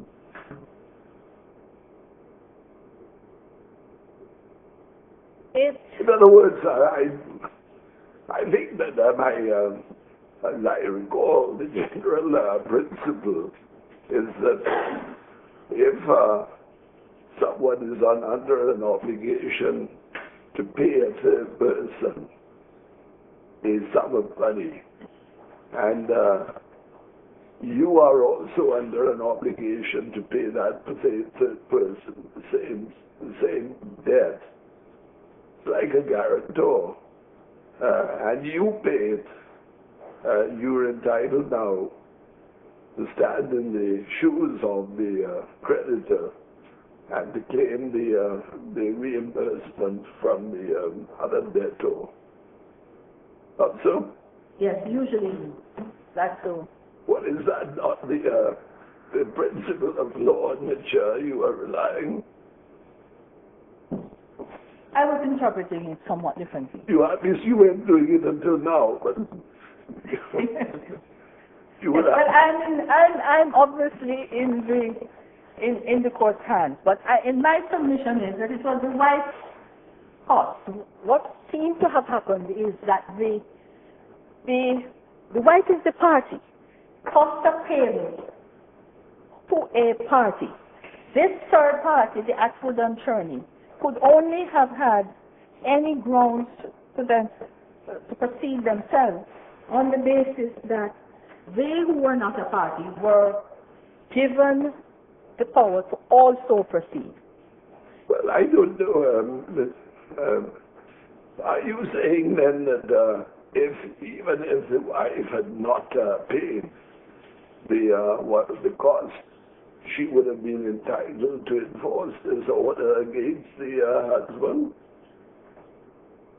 Ex-husband respondent. Essentially, that's what I'm submitting. Well, Yeah. I think you'd have to convince me of that. It does seem to go against the wording of the order. But I do note that in paragraph 5 of your statement of claim, you do seem to be claiming on behalf of the plaintiff in her own right. Because you finish it off by saying, and the plaintiff was forced to pay the said sum of US dollars 148,690.08 to the said attorneys at law, and now claims to recover the same. So basically, they were supposed to pay, the husband was supposed to pay on the wife's behalf the liability she owed to the attorneys. Because the husband had left the country and couldn't be sued by the attorneys, naturally, they claimed against the wife and had the attorneys lien against her assets, and therefore they got their money, and she now claims to recover that, which can only be on this straightforward basis of subrogation. Yeah.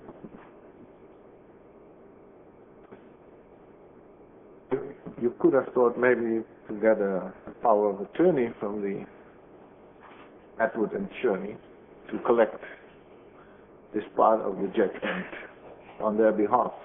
But there is no such power of attorney, I suppose. Yes. An assignment of the debt or Yeah. something of that. But that doesn't exist. That's not there. I have never been sent one. Okay. Well, this order is a matter for you. I mean, we can't, we can't force you to adopt something unless you wish to. But I think you've heard enough to appreciate that the court might feel some difficulty in treating that order for cost as having its due enforceable by the wife. While on the other hand, it does seem that if the order was enforceable by the lawyers, and it is an order, and it is a judgment, the enforcement of which cannot be resisted by the husband, then the wife, by paying what is legally owing debt owed by the husband as a result of this order to the lawyers, would by subrogation be entitled to claim it from him. Yes, if it is in statute bar to find it. Because this case is of great antiquity. We're talking about a 1996 case in 2008. I accept the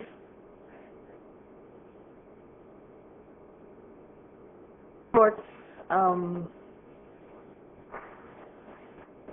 views as to the difficulty that I face as it relates to the cost order. And in that case, I would say to the court that judgment should still be entered for the wife in respect of the other sum. In other words, it's severable. It's a part thereof. And that there is no defense known to the law, raised anyway, in the husband's affidavit or defense that should lead this matter, or certainly that aspect of the matter, to go to trial. And yes, would you wind up for now, please? sorry. would you wind up, because we have allowed you Yes. rather longer than we usually do. Yes. I am asking the court to enter judgment on behalf of the wife in this matter and not to order a further trial. If the judgment, if the difficulty with the cost order does not relate, as I understand it, the direction that I'm being led in by the court does not relate to whether it was wrongly or wrongly granted by the court.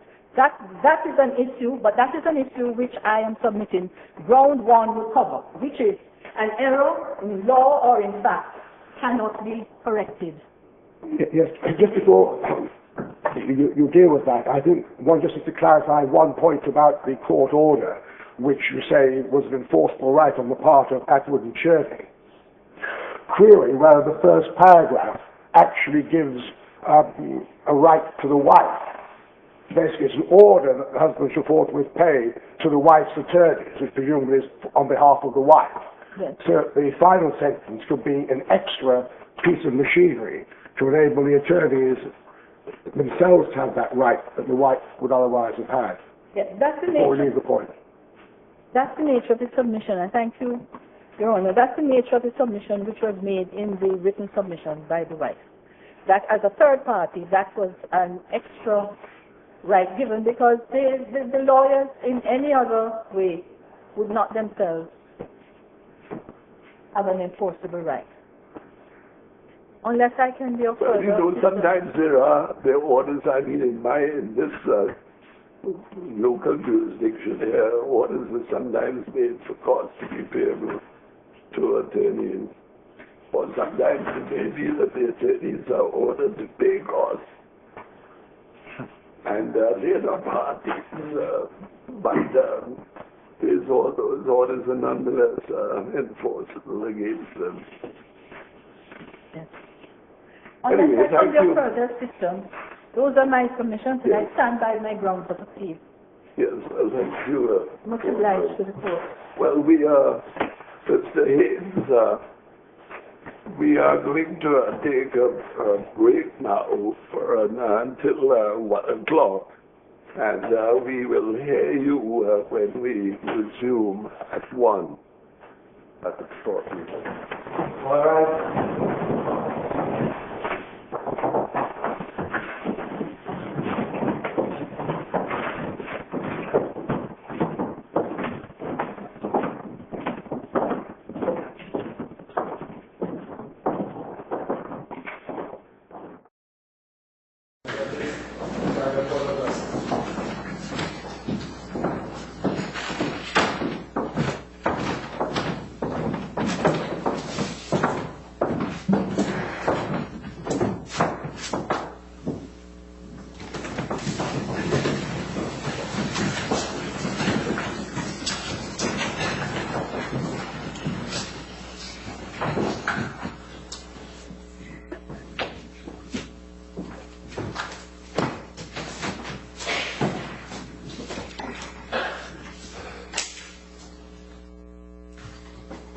Let's call them out again. Yolande Reid, Jerome from Yolande Reid. Yes, Mr. Haynes. Yes, Your Honors. Your Honors, I think it must be borne in mind that this appeal arises from Order 14 proceedings.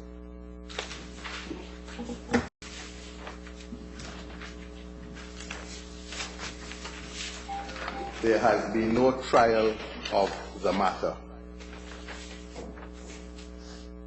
And therefore, in arriving at a decision in respect of this appeal, the parameters of Order 14 must be looked at and inquired into and must be kept in mind. And the parameters of Order 14, as I understand it,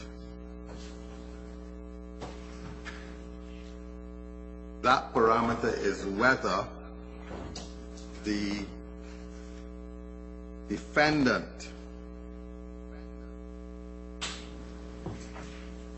has a fair or reasonable probability of setting up a bona fide or real defense. The cases are cited in the skeleton, in the submissions, the written submissions before this court. Or alternatively, whether there ought, for some other reason, to be a trial of the matter.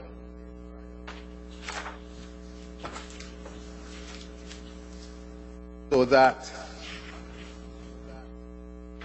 once you have the parameters of the Order 14, in fact, there are cases that say that you should only have Order 14 in the clearest, where there is no defense, where in the clearest of cases. The proceedings from Order 14, as I understand it, originated from debt collection cases, bills of exchange. And that is why in debt collection cases, Order 14 is so prominent, because there's in the majority of those cases, there are few defenses. Likewise, in an enforcement of a foreign judgment action, the defenses are also very limited. That is why it is not a special procedure, but it is a procedure suited for debts, for enforcement of foreign judgments. So bearing that in mind, and bearing as well the other limb of the Order 14 procedure, that there ought for some other reason to be a trial. And in that respect, the authority that I like, and that was cited to this court in the submissions, is the case of Miles and Bull. Mr. Justice McGarry was the judge in that case, and the case was about a matrimonial property sold by the husband to a third party, and the wife alleged that the sale was only so that the third party could obtain possession of the house that she was in. Is it in your bundle, Mr.? Indeed, Your Honor. It is at page 37. It is at tab 5 of the bundle at page 37.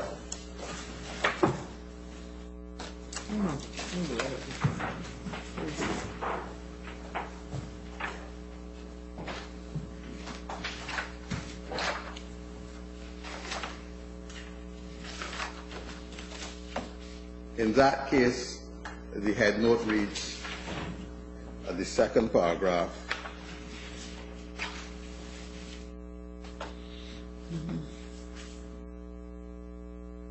oh, there it is. Beginning the master gave the defendant unconditional leave to defend the action. On appeal by the plaintiff, the defendant sought to contend by way of defense to the action that the sale to the plaintiff had been a sham, with the object of depriving her of her right, as against the husband, to occupy the property. It was held, dismissing the appeal, that on the evidence before the court, the defendant had failed to establish that she had an arguable defense to the plaintiff's claim, but that since the transaction was one which, in the interests of justice, ought to be fairly scrutinized, especially as the relevant facts were within the control of the plaintiff, there ought, for some other reason, to be a trial within the new wording of the rules of the Supreme Court Order 14, and the defendant had rightly been given leave to defend the action. So that, and I will put this in context when I come to it, in relation to the facts in the instant matter, because Your Honors, we would not be here today if this were a simple case of an enforcement of a foreign judgment. We would not be here today if the facts as stated in paragraphs 49, in paragraph 49 to 56 did not take place. Those facts are in the written submissions of the respondent, beginning at paragraph 49. But Mr. Haynes, it would appear that your client had the opportunity to deal with all those back in Massachusetts if he chose to do so. Indeed, my lord, if he chose to do so, and for which he has set up an excuse.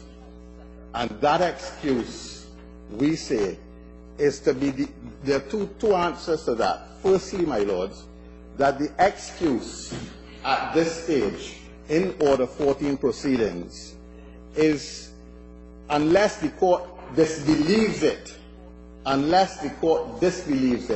court is not to make finding of facts on the affidavit. Perhaps you should say a reason rather than excuse. Pardon? Perhaps you should say a reason rather than excuse. I'm grateful to the court.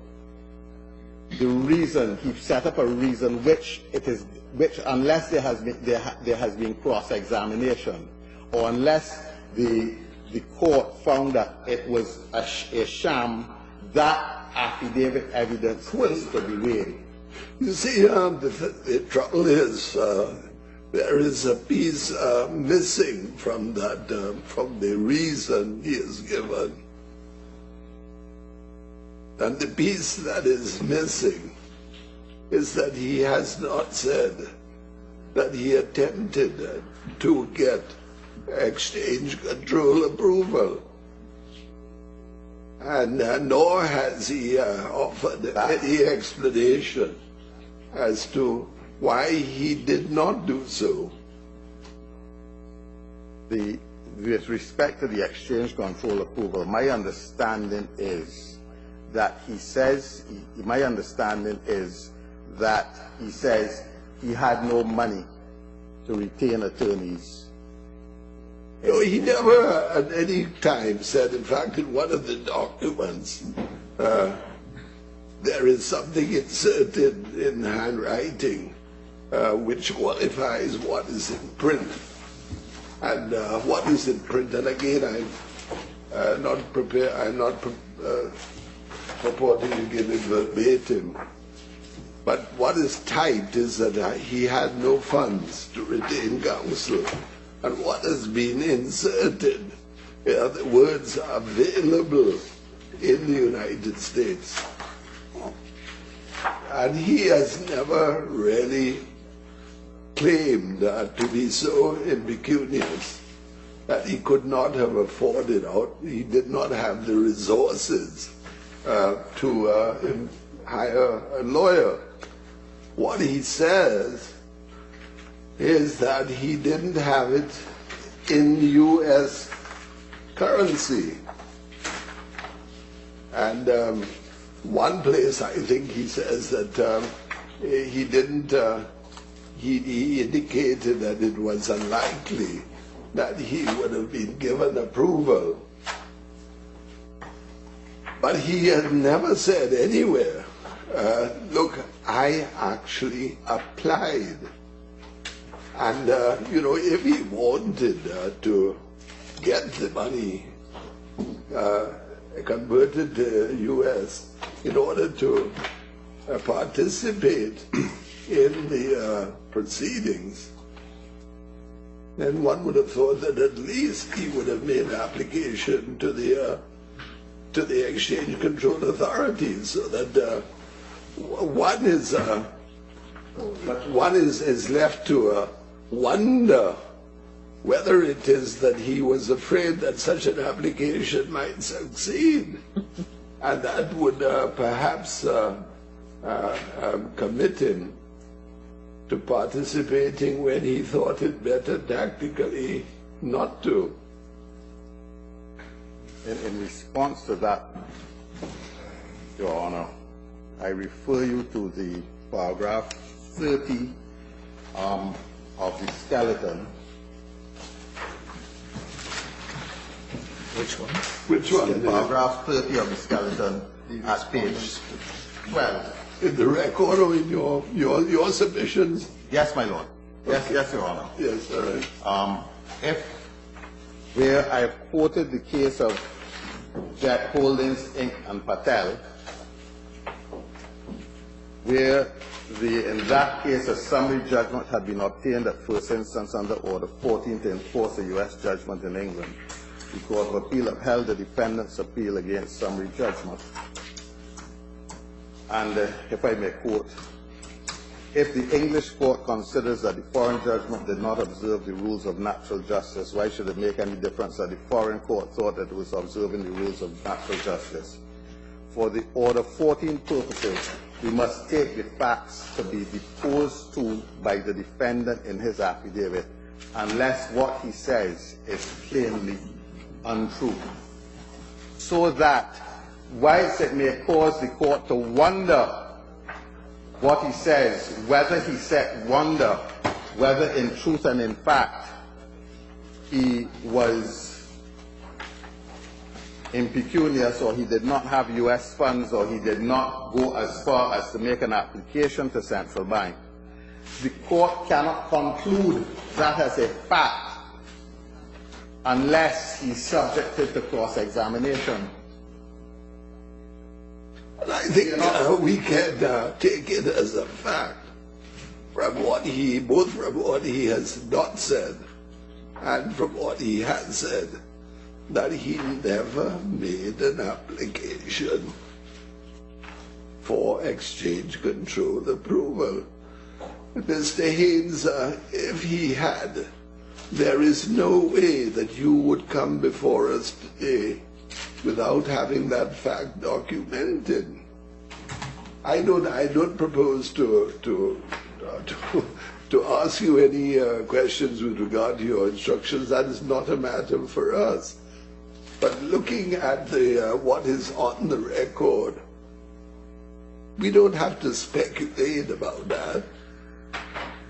He has never pretended that any such application was made. And indeed, I say the language which he has used, it indicates quite clearly that he never did. And without that, it seems to me that his excuse is missing a very vital piece.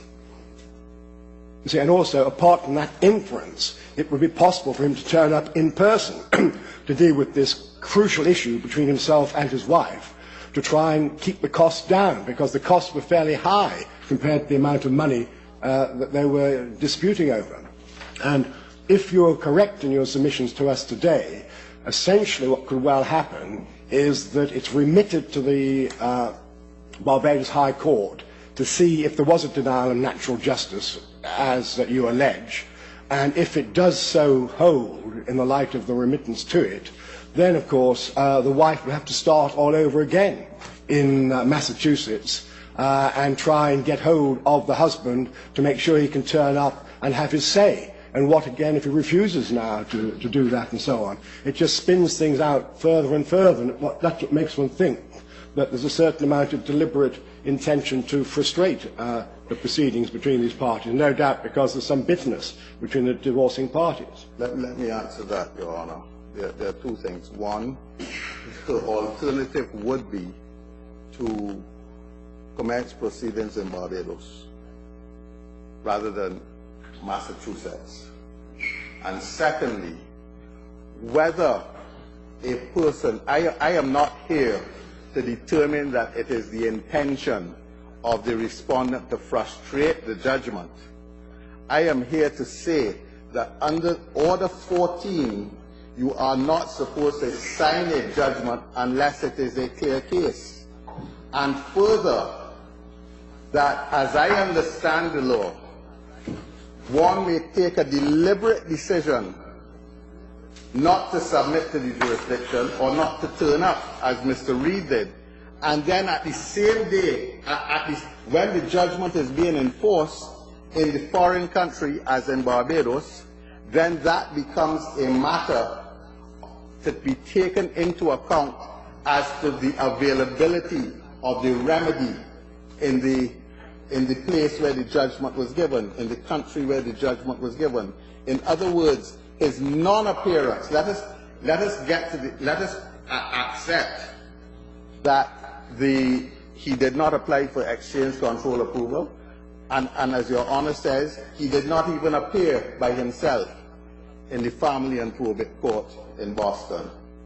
That does not deprive him, as I understand the law, of taking the point with respect to substantial justice or fraud when the matter comes, when the judgment is to be enforced in the foreign country in Barbados. Well, if he's going to allege fraud, there's got to be clear evidence of that. As to substantial injustice being alleged if the order is enforced, the case law seems to indicate that so long as he wasn't denied a proper opportunity to deal with the matter, then there is substantial justice. After all, he was involved in the High Court case, the Court of Appeal case. The whole thing should have been thrashed out there and then. Instead, he disappears off to Barbados.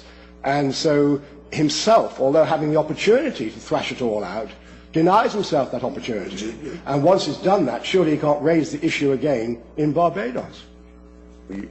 That's substantial injustice. There isn't any. Before you respond, Mr. Haynes, it seems to me, and you would tell me whether I'm right or wrong in this respect, that you are treating the, if we want to call it a rehearing by Judge Sweeney, as a hearing on its own, as a hearing which is not, as Justice Moore said, a part of one composite hearing. Is Not that at the all, case? Your Honor.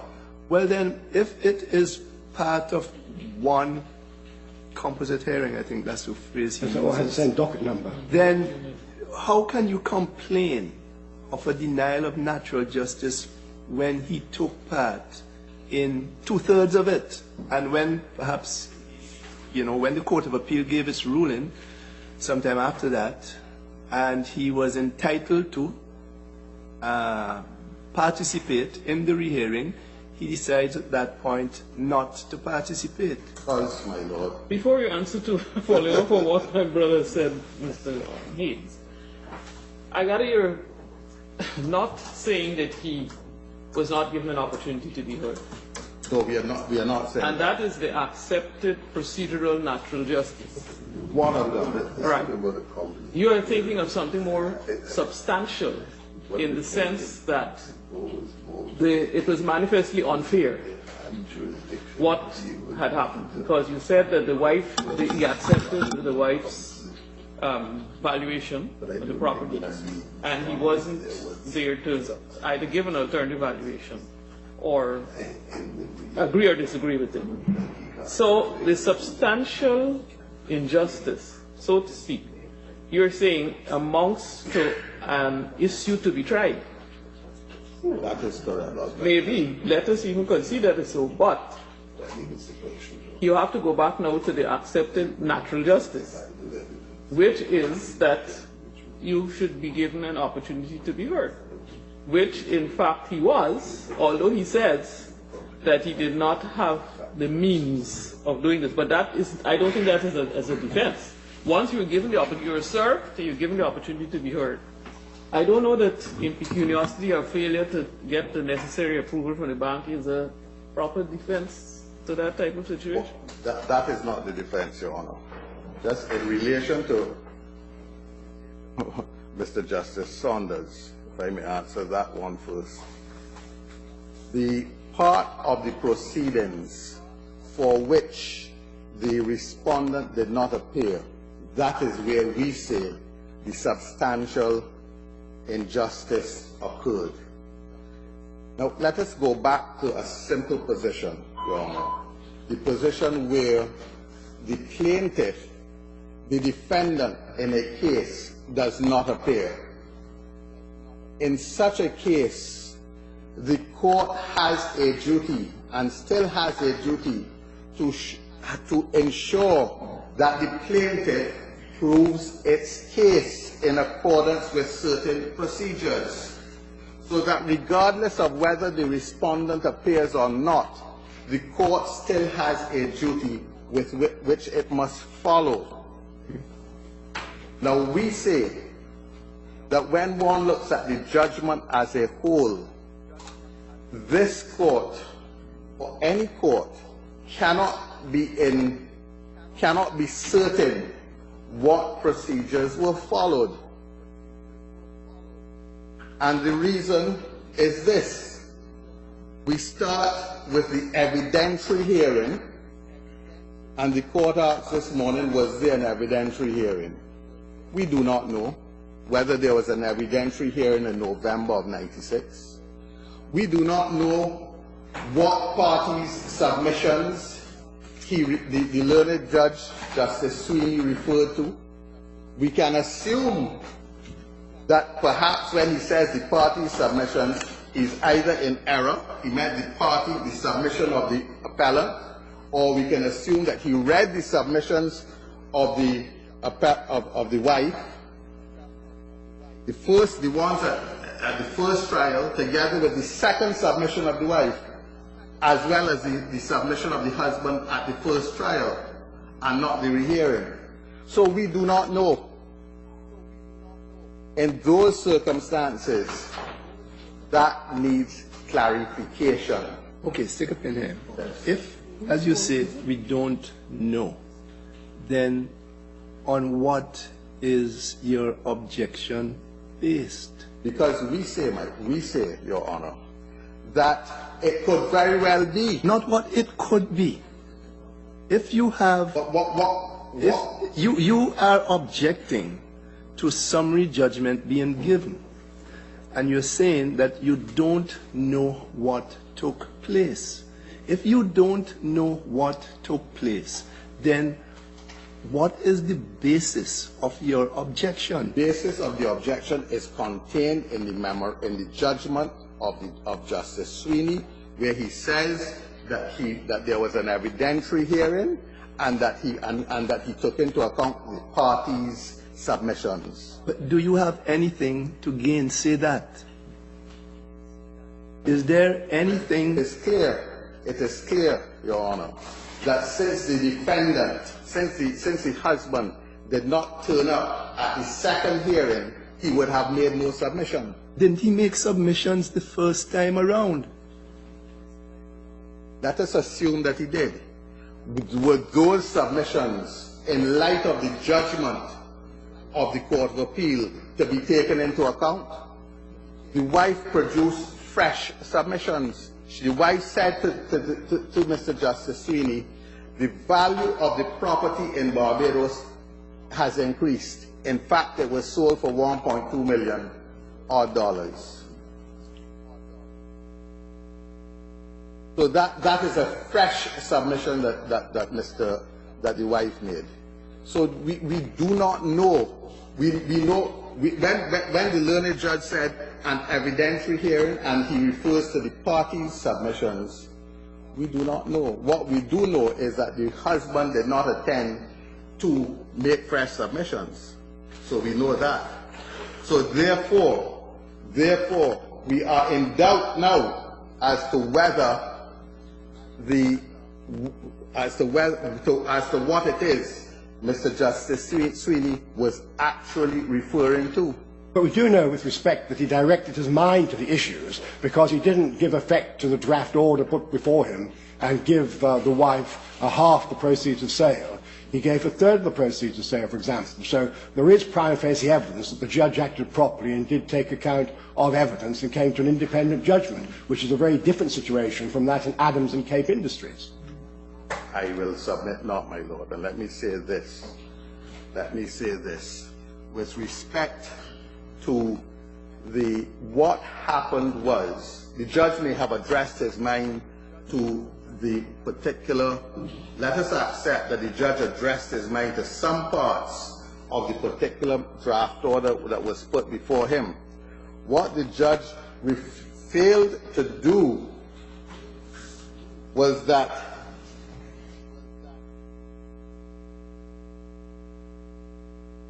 he failed to take into account that as the value of the property in Barbados had increased, likewise, it should have put him on notice that at the very least, he should have inquired whether the values of the properties in the United States had also increased. As Your Honor said earlier, he may have taken judicial notice that properties go up in value. Had he taken such judicial notice, he would have inquired into them. But there's no evidence in the memorandum that the wife ever submitted, made any submissions on the value of the United States properties. And if I may, was there any onus on her to do that? Indeed, Your Honor. And I draw the court's attention to the memorandum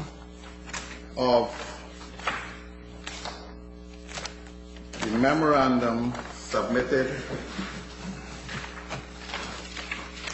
It's in the first affidavit, I believe. The memorandum submitted by the attorneys and at page... What page is it? It starts at page 55 and the part that I'm referring to is page 58 of the record.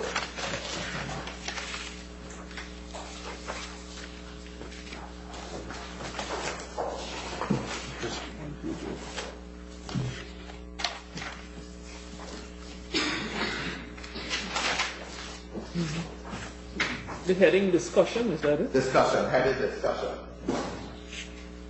Where it says the wife asserts that this is a memorandum prepared by the wife's attorneys. And it's headed discussion, and it's at page 58 of the record. And it starts, the wife asserts that in the court's division of assets, it must value the Barbados property based on its current value, not the value at the time of the trial. Although the court is bound to apply Section 34 factors as of the date of the divorce, the marital estate is to be valued as of the date of division. So the wife's attorneys knew that the estate was to be valued at the date of division. So you say there was an onus on them to put forward the husband's case? My Lord, there is always a duty to the court to be fair and frank and to disclose everything that ought to be deemed relevant. This idea of saying, well, I will not put forward the husband's case, but I want a fair and just decision, will not work. Especially if you're going to leave out things that you know that matter. You're going to leave out issues, omit issues that you know that matter, so that it cannot be said that the wife... I think, if I may suggest, I think you might be manning on a better wicket if you looked at it from the point of view of the court. And the court wishing to be informed with regard to the value of the properties in the States, the importance of updating the value of the properties of both parties having been emphasized. Yes, my Lord. Question is that inconsistent with our notions of fundamental justice?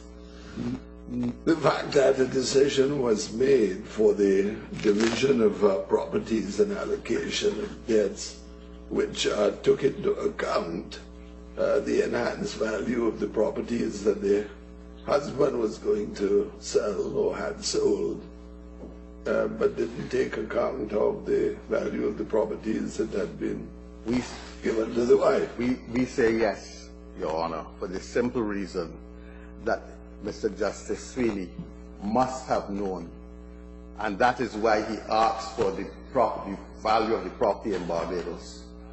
You gave a figure somewhere in one of these affidavits. The husband gave a figure at which the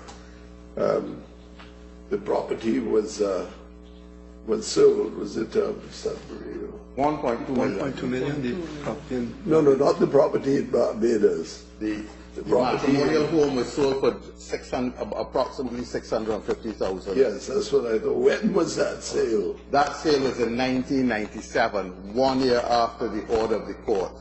That matrimonial home was, at the time of commencement of proceedings, I believe valued in the region of $350,000. I think it was 370 or thereabouts. 375. But Mr. Haynes, isn't it perfectly possible that the judge thought that there was no need to revalue the matrimonial property in Massachusetts? He was aware of the need to take into account values at the date of division, because the exhibit you referred to at page 58 expressly states that the court must do that. But the judge didn't decide he wanted more evidence of that. He just wanted evidence as to the Barbados property. And it could be that he thought that however much the Barbados property had gone up and however much the Massachusetts property had gone up, they'd probably gone up roughly the same. So there's no need to incur extra costs by getting a revaluation of the Massachusetts property. He was just concerned with what the value of the Barbados property was to work out what would be an appropriate sum when he looked at a relevant fraction of a third or a half. Unfortunately. Well, I think if I may respond to that, I think the Court of Appeal from Massachusetts, one of the planks of which they based their decision was the net amount that the wife would be leaving the marriage with. And they arrived at the figure of 71,000, I think presumably on the basis of the 370,000 valuation of the Massachusetts property. So that if that had gone up to 650,000, it would be highly material, I would have thought. Indeed, Your Honor.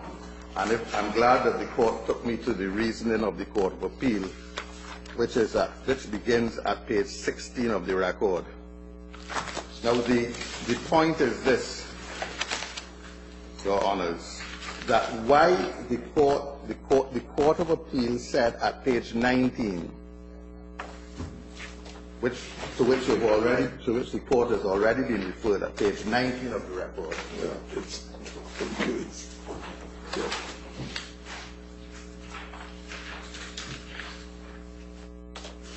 Highlighted in a bold thing. On page, no, the other way. The primary flaw towards the bottom of the page in the instant matter. That's on 19, page 19? Page 19. Yes. In the instant matter, the property assignment does not, in our view, flow rationally from the judge's findings. The primary flaw in the equitable division is that it fails adequately to take into account the wife's substantial debts and liabilities and the financial position she will be left upon payment of those liabilities. And at page 21, again in bold type, the court went on, beg your pardon. At page 20, it's 20 of the record, following page after page 19. At page 20, 3 lines from the bottom. I first refer to page 19 of the record, Your Honors. And I'm sorry, the following page, which is 20 in the upper right-hand column. These last 3 lines. The wife, quite simply, will be forced to liquidate and consume the bulk of the assets assigned to her. So that they are saying that when you look, the Court of Appeal there is saying, she's left with $71,000. She cannot satisfy her debts and liabilities without selling these assets. That was in that judgment was in 1994, I believe May 94, after the matter started in 92, and that the judgment of the Court of Appeal was in 96, 2 years after. The judgment of Justice Sweeney, the first judgment, was in 93. We go back now, the court therefore orders at page 22 of the record, the judgment as it pertains to property division and debt allocation is reversed. The judge, in his discretion, may hold such hearings and take such evidence as he deems necessary to effectuate this order. 3 years have passed. So that if I may just interrupt you, so that the Court of Appeal then put the onus on the judge to require that he be provided with the appropriate evidence. To hold such hearings, yes, Your Honor, and take such evidence as he deems necessary.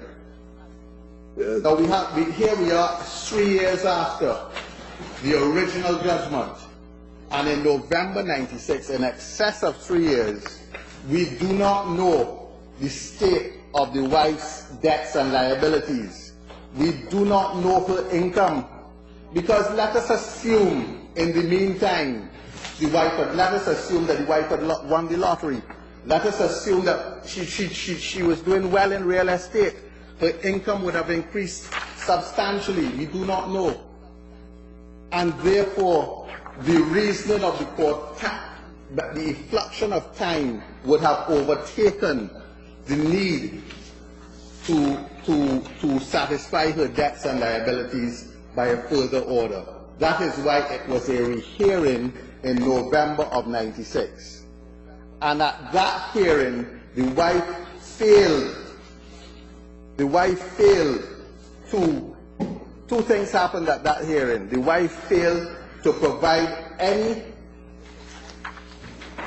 financial information to the court in respect of her debts and any new financial information to the court. We do not know what took place within those 3 years. And the learned judge, Mr. Justice Sweeney, he himself asked about the Barbados property, but failed to ask the wife, let me have some details as to your present income, let me have some details as to your property, which according to your attorneys, you know very well that the value must be given at the date of the division. So that we say at the end of the day that this is a matter where there was no proper assessment. There was no proper assessment of the value of the matrimonial property. Yes.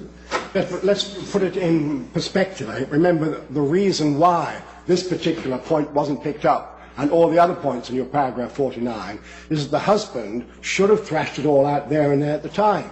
He participated in the High Court case, the Court of Appeal case was then remitted, he then decided to run away from it all. Now, if he persevered, as he ought to have done, with serious legal proceedings, it would have been thrashed out and probably, or perhaps none of these points would have arisen. Or if they had, he could then have appealed them. The point really is you should thrash them all out in that appropriate jurisdiction, rather than try and indirectly raise them at a later stage. And that although we are dealing with Order 14, we are dealing with a legal obligation determined by a court in serious proceedings.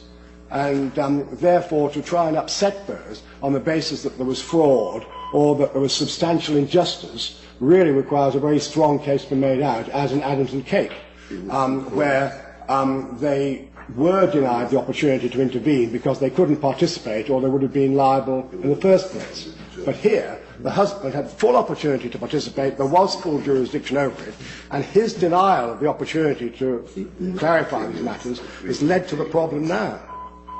Let me say this, Your Honor.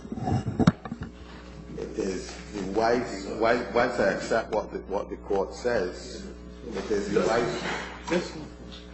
I beg your pardon. Go ahead. Mr. President. I beg your pardon.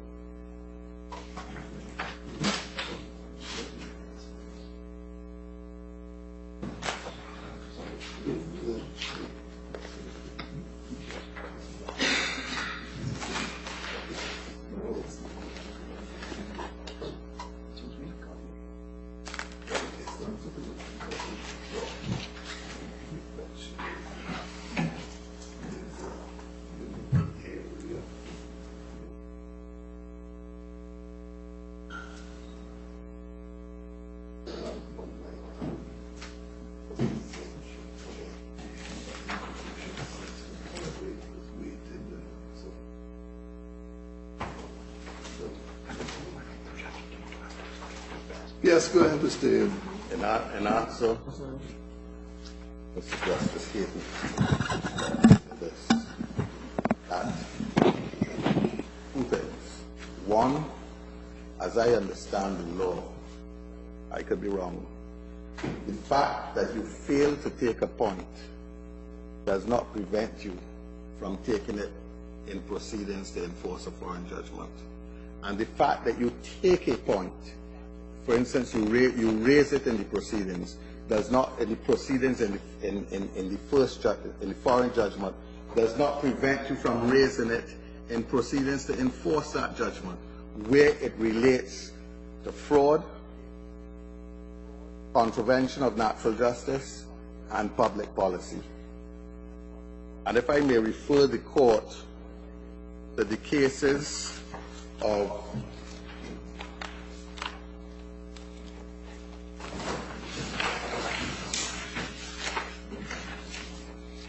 Abuloff and Oppenheimer at tab 13.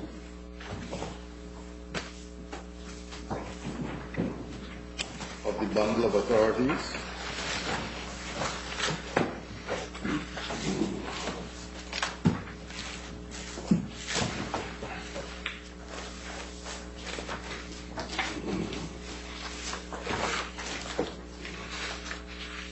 At page 5.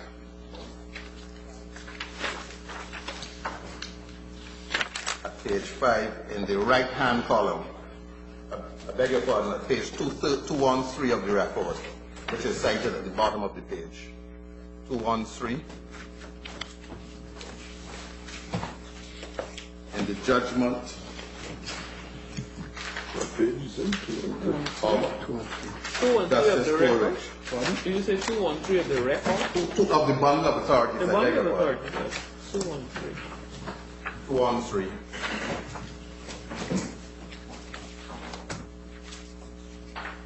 And this relates as well to ground 1 of the appeal, of the wife's appeal, that the court will not go into or inquire into an error of law or fact, where Chief Justice Coleridge says this: an ingenious attempt has been made to take this case out of the general proposition and to call in aid another equally clear proposition, namely that the courts of this country, in dealing with a foreign judgment, will not inquire whether the foreign court pronounced a judgment correct in point of law or right and accurate in point of fact. And inasmuch as the defense now relied upon might have been, and perhaps was, brought before the foreign court which decided against the allegation of fraud, the foreign court, in the words of Chief Justice de Grey, was mistaken and not misled. The answer to that contention has been given in the course of arguments of the defendants. We are to decide whether the courts at Tifley have been misled by the fraud of the plaintiff. But the question whether they were misled, never having been submitted to them, never could have been an issue before them, and therefore never could have been decided by them. So it doesn't matter, we say in law, once you raise the defense of fraud, public policy, or contravention of natural justice, it does not matter whether the point could have been taken in the court where the judgment was obtained. Once you seek to enforce that judgment. Are you persisting in your submission that there is fraud in this case? Indeed, Your Honor, and let me explain to you why. The fraud is very simple. Madam Justice Bernard, during the address of my learned friend, Mrs. Warren, described it as, I believe, misdescription and non-disclosure. Misrepresentation. The difference between innocent misrepresentation and fraudulent misrepresentation is only one of intention. But you see, I still... who was fraudulent? But I'm coming to it. Who is fraudulent? We say that the wife was fraudulent. The wife was fraudulent because... Just a minute. The wife was fraudulent because in adversarial proceedings, she put forward her case and neglected to put forward the husband's. No, my lord. No, Your Honor. What the wife did was, knowing full well that the value of the property was to be taken at the time of division, she failed, let us say for now, whether innocently or fraudulently, to disclose to the court what the value of the U.S. properties were. But was that in her interest even to do so? But it is not a question of whether it is in your interest But these or are not. adversarial proceedings, aren't they?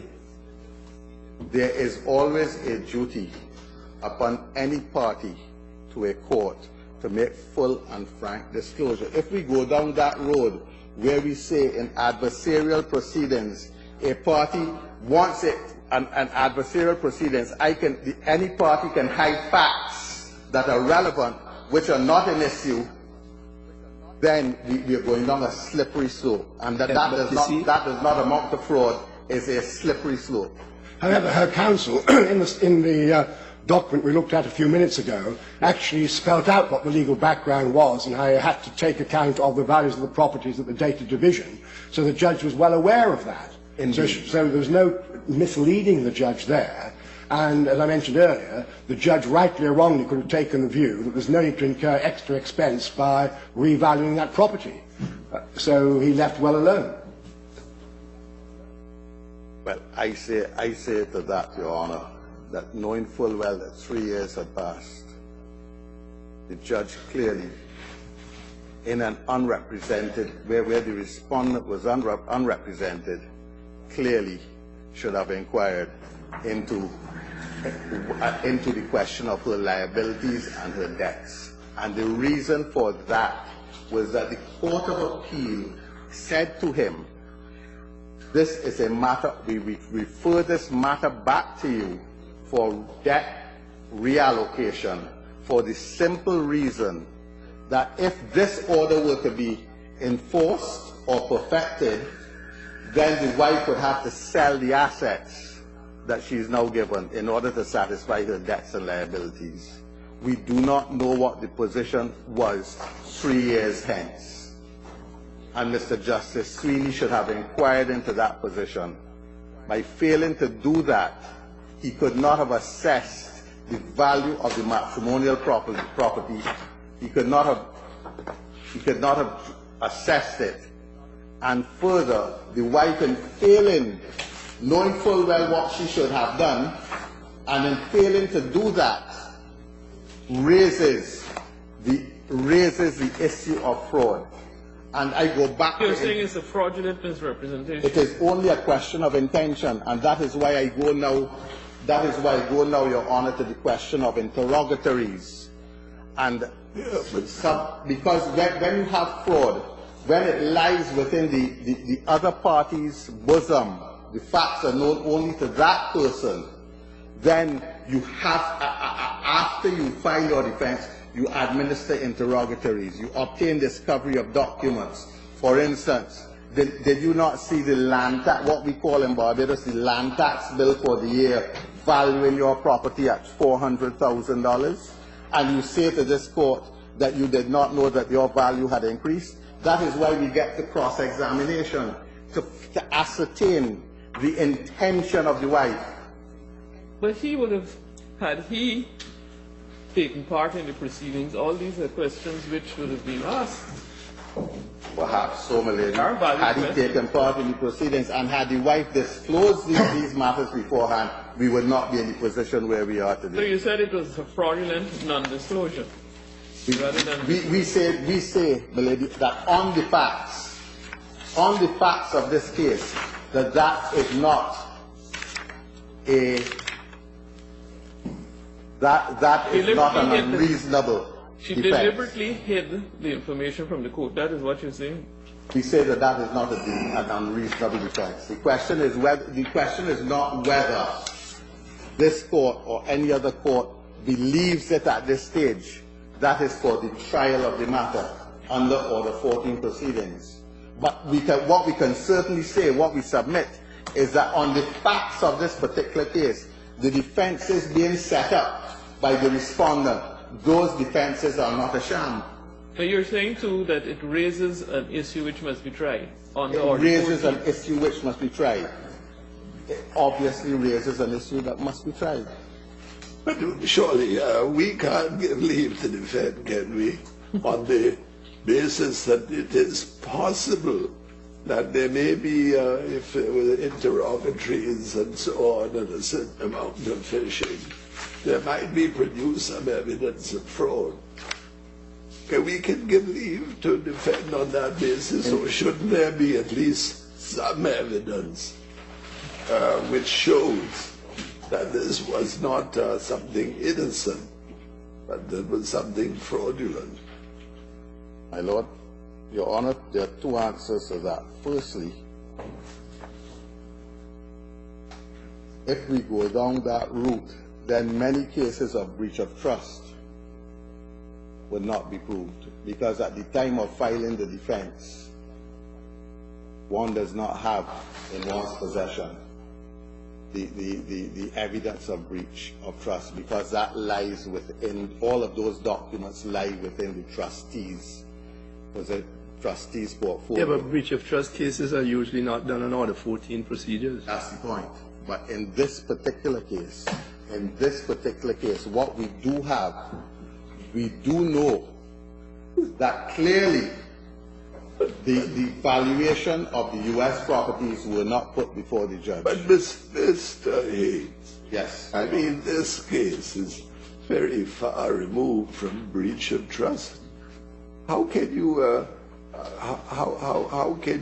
make any sort of link between the duties of a trustee to a beneficiary and the duties between the wife in adversarial litigation to the husband? Let me apologize for not making myself clear, my Lord. The link that I was trying, Your Honor, that I was trying to make was the fact that it is in a question of intention. It lies with the husband cannot sit here and say at this stage of the proceedings what the intention of the wife was when she failed to disclose what Well, exactly. You said that it could be either innocent or fraudulent. Indeed. And if you can see that, then there is not even a prima facie case of fraud. In other words, if the facts are equally consistent with innocence as with fraud, then you haven't begun to make out Facts a case. at this stage. That is why, Your Honor. Well, this is the stage that is relevant. That is why, Your Honor. That is why I refer to the other limb of Order 14. For some other reason, there ought to be a trial. Because at this stage, my Lord, Your Honor, this court. You see, I think that also the question of this, of the wife being fraudulent and being criticized for not reading this evidence about increase of value. You read the order of the Court of Appeal a few minutes ago, and as I recall, that order put the responsibility for identifying what evidence was necessary and ensuring that it was adduced fairly and squarely on the judge. Is that right, or am I mistaken? it's true, according to the order of the court, the judge was to take such further evidence as in his discretion he saw fit. Well, it wasn't the wife entitled, as my brother Justice Hayden pointed out.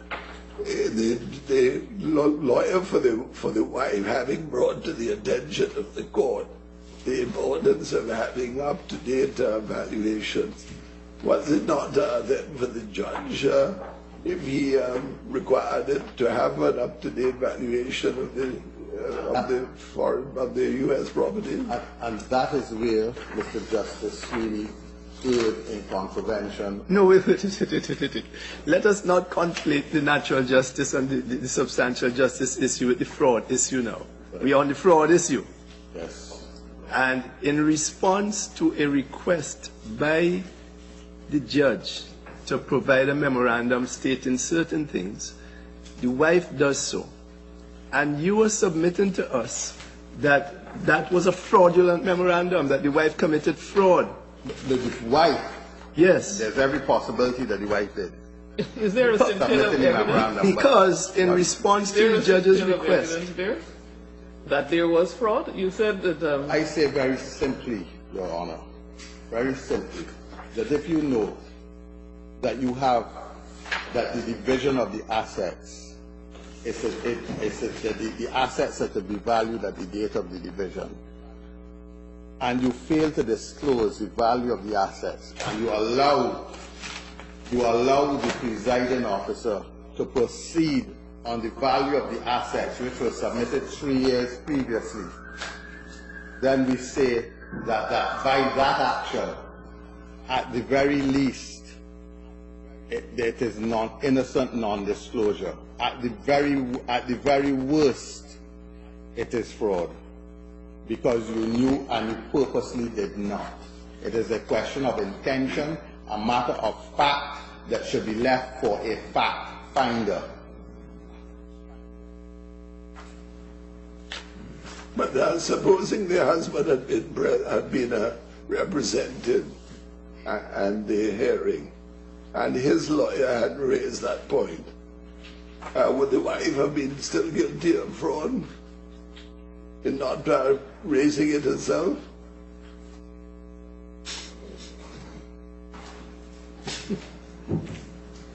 There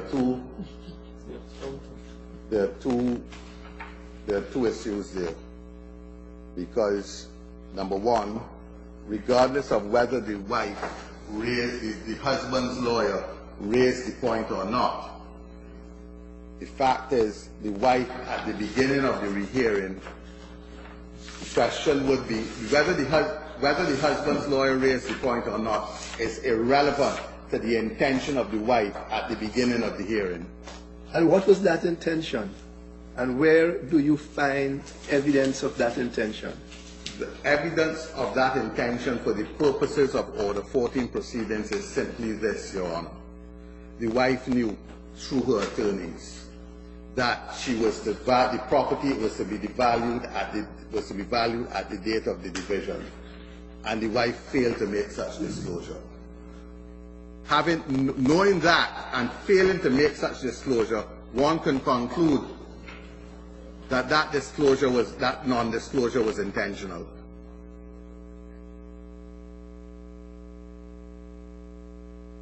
I think we're spending a lot of time on this. I think that which perhaps might be more profitably spent on seeing whether there is substance in the alternative point, which I think you have already argued, at least to a very large extent. That is that, to put it in different words, that as a result of the judge not having up-to-date values of the American properties, there was a miscarriage of justice.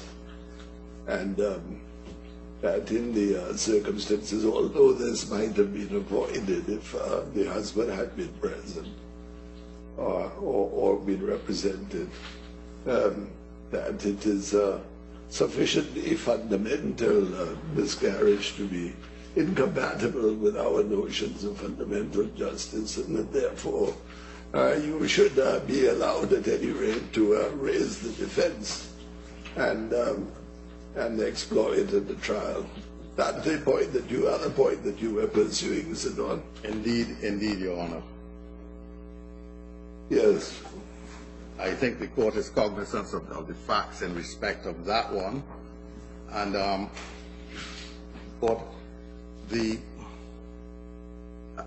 submission is that there was no proper assessment of the division of the value of the matrimonial property, and there we go back to Adams and Cape, which expanded, as I understand it, not only the law in relation to it said Adams and Cape. The Court of Appeal pains to point out that substantial injustice was more than receiving notice or not receiving notice. In that case, as in Masters and Lever, which is at tab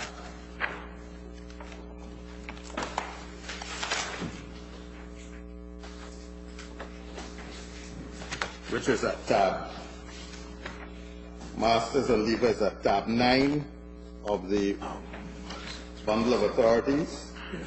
The assessments were improperly done. Correct procedure was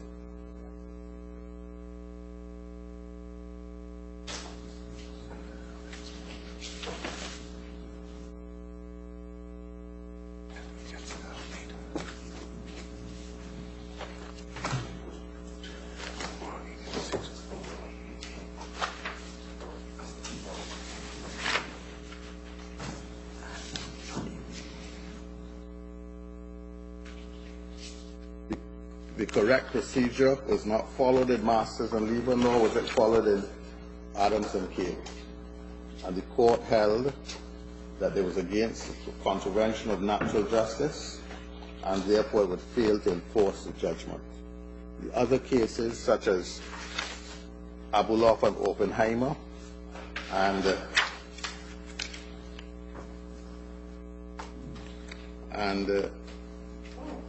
Manger and another, and Cash reported, which is at tab 12 of the bundle, revealed that those arguments could be used again, even though you go to open the merits of the case once you plead fraud, public policy, and contravention of natural justice.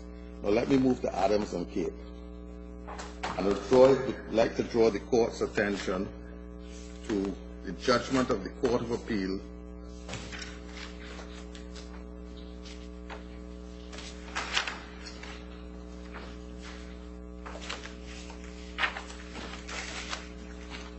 beginning at page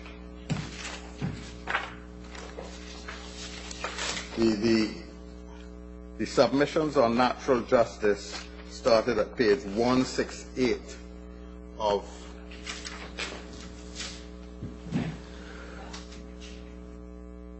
the plaintiff's of the husband's bundle. Which case is 168? What? 168. Adams and Cape. I thought it was 65 or 168. The bundle is numbered, yes. It's at the bottom, page 168. Not the page of the case itself. Adams and Cape. Well, the bundle I have is numbered at the top. Mine is at the top. Okay.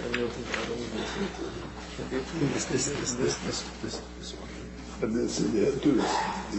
And on that page, there's a heading, the decision in Jacobson and Franchon. That's the response. This one has. There are two judgments of Adams and Cape. Yes. Oh yeah, that's what I'm thinking. There are two judgments. Okay. There's the first instance judgment. So you're referring to the Court of Appeal? Court of Appeal. Page 165. And the final What part, page? 168 or 169.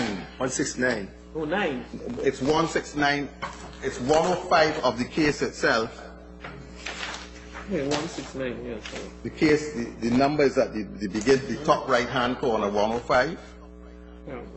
of the case itself, but on the bundle it is numbered 169.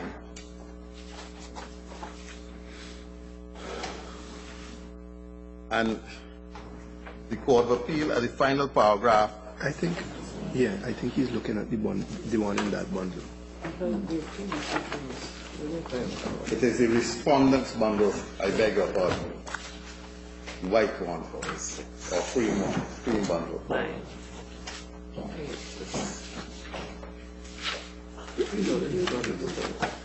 169, yes.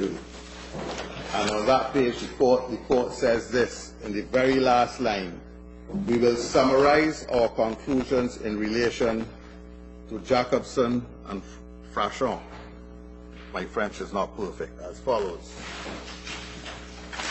And on the following page,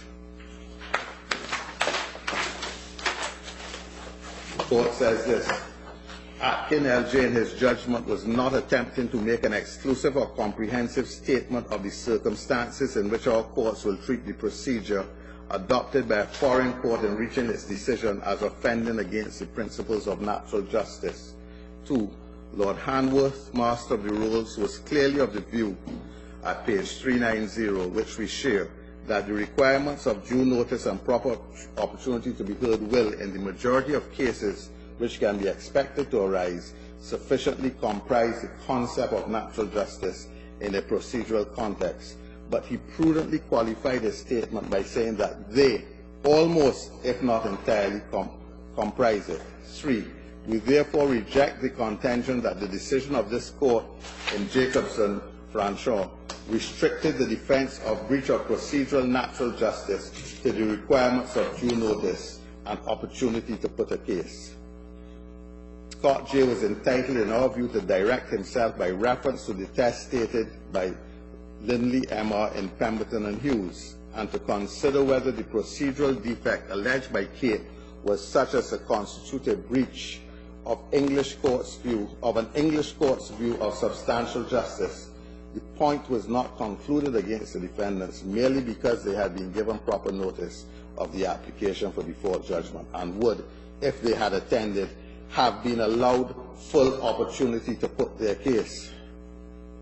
4. However, this court in Jacobson and Franchon was not required to consider the relevance, if any, of any remedy which might have been available to Jacobson under the French legal system, whether by way of appeal or by application for the judgment to be set aside, if the hearing in the French court had itself constituted a breach of natural justice. The point in Adams and Kate, and it continues, is that, as I repeat paragraph 3, the point not concluded against the defendants merely because they had been given proper notice of the application for default judgment, and would, if they had attended, have been allowed full opportunity to put their case. Yes, well, of course the Court of Appeal had to say that, because in this particular case, if Cape had intervened, that would have been a submission to the jurisdiction, so it would have been fully liable to all the asbestos claims as in the first class action. So clearly there had to be an exception to that general rule to cover this special case. But it leaves, I think, the general rule there. I understand what Your Honor is saying, and I am not certain whether there is in fact a general rule that once you have been given notice that you cannot argue breach of, once you have been given notice, you cannot argue now breach of substantial justice, or alternatively fraud, or alternatively public policy. What happens is that at the end of the day, as I understand it, and if I may proceed, if at the end of the day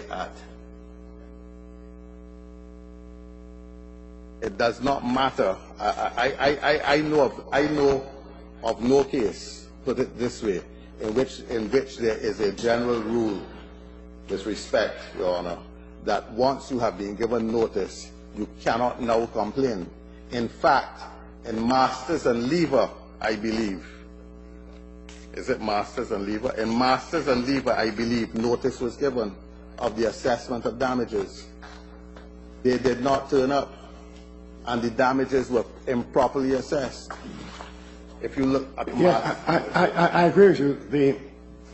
The overarching rule now is the very broad one as to whether there has been substantial justice or injustice, but that ordinarily there isn't substantial injustice if in fact there's been no denial of an opportunity to put a case. But in exceptional circumstances there may be. Yeah. That by itself, I accept what Your Honor says. That by itself, yeah. There's been no substantial injustice if you've been given notice. But the fact that you have been given notice and you expect one thing and then something else happens, that is where the substantial injustice occurs, as in Masters and Lever. If I may take the court to Masters and Lever, immediately I will return to Adams and Cape. In Masters and Lever, which is at 179. 179. Sir. Mr. Haynes, Yes, Your Honor. you have at most another 45 minutes. I do not think we will take that. We will be that. Well, I'm really, glad to hear that, but I just thought I would let you know. I'm winding up now, Your Honor. I'll just read Adams and Cape and deal with Masters and Lever. In Masters and Lever,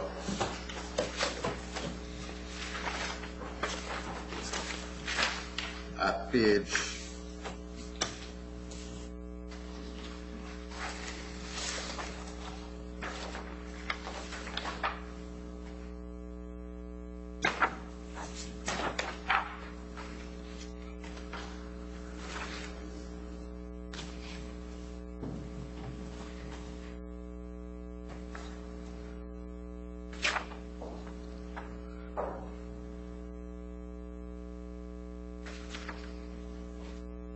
'No complaint was made of What page are you reading from? I'm looking for it, Your Honor.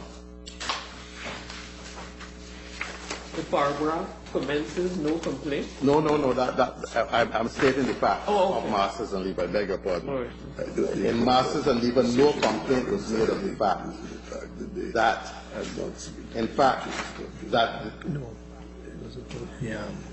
liability was entered by default judgment, and that there was no issue in Masters and Lever that they were not given notice of the assessment of the date of assessment of damages.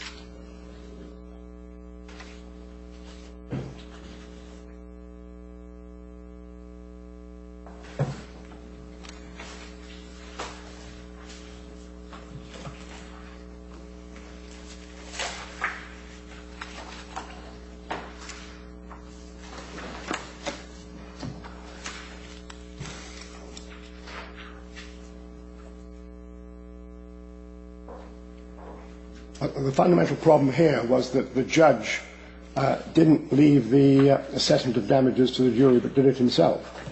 Indeed. Which is a pretty fundamental. Indeed, Your Honor. Point. But the point was that they were given notice of the assessment of damages. That was not a complaint. They were given notice and they did not turn up. What then happened was that the damages were assessed in a manner which was unexpected.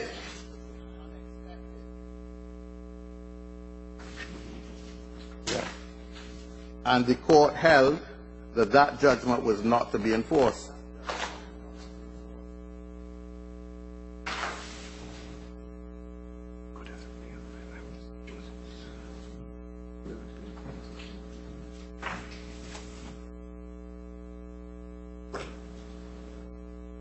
I cannot find it now exactly, my lords, but perhaps I will move on.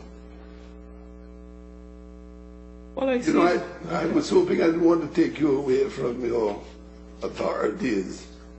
And I was going to ask you if you could pin down for me the evidence and as to the relevant facts with regard to the value of the American property That is the original valuation and the date and of the sale, the amount it produced. I don't know if you have those references, you can find them easily, but they are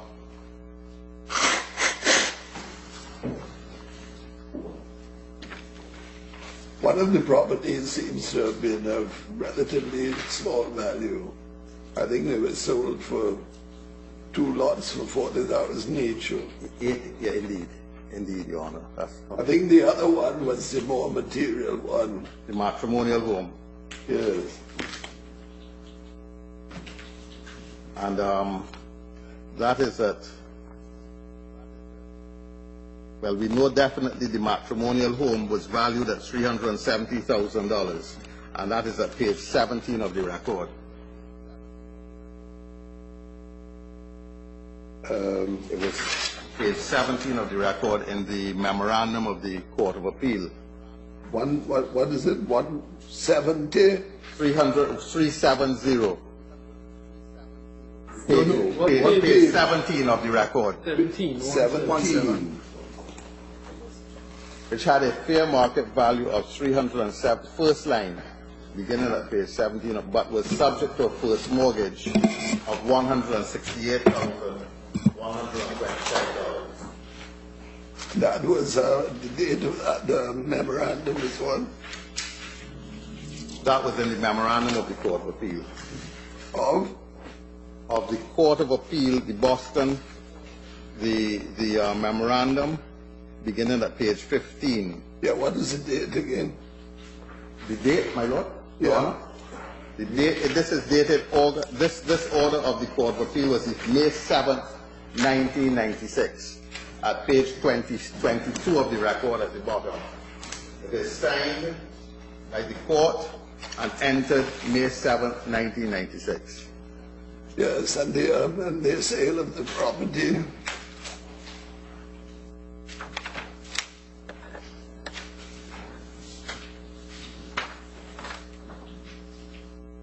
What was 600?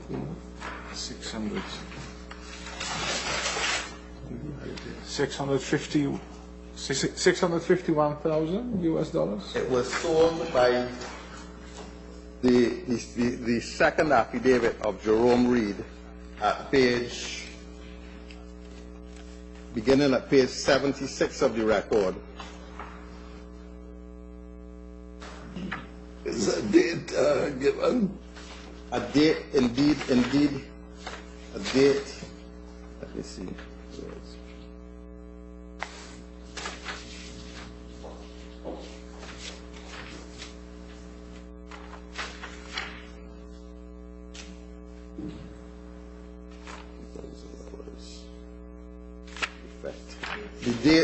The date, to my memory, is approximately the date given was approximately 1 year after 9 September 1997. 97. Where is that from? 9th of September? 1997. Page 77 of the record, paragraph 8. Page 1? 77. Oh, yeah. On the 9th of September. Yeah. Paragraph 8. Grateful to the court.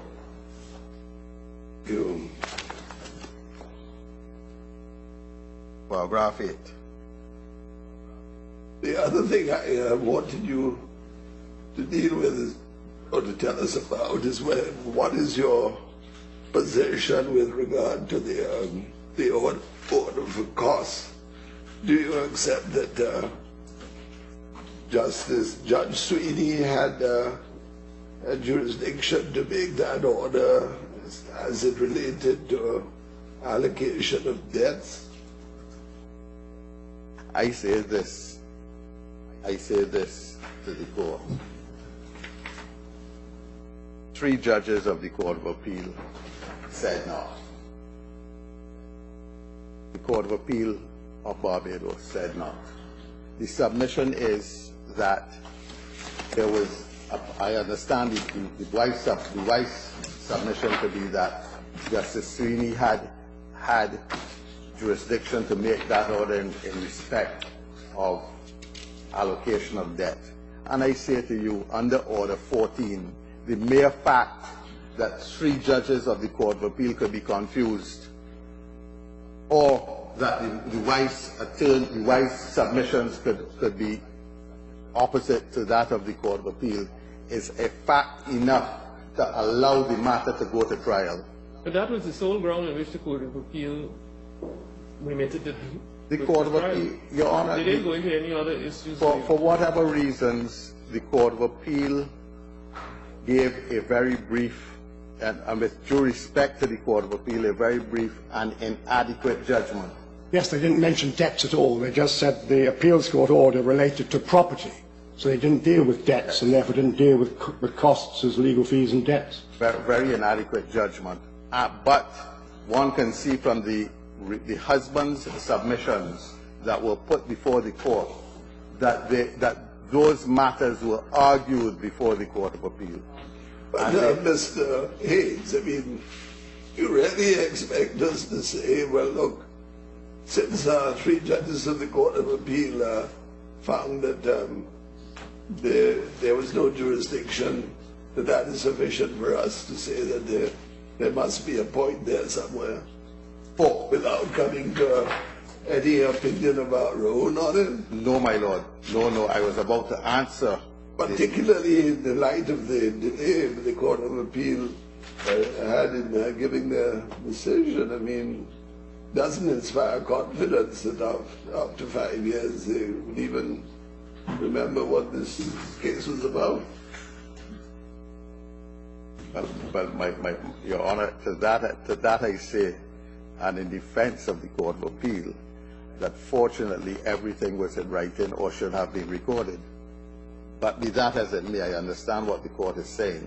But if in direct answer to your question, the answer is that Mr. Justice Sweeney, in following the order of the Court of Appeal, should not have disturbed the Court of Appeal's order, where the Court of Appeal said, in all other respects, the judgment of first instance is affirmed. That is, each party pays its own costs. But they didn't say that last bit, did they?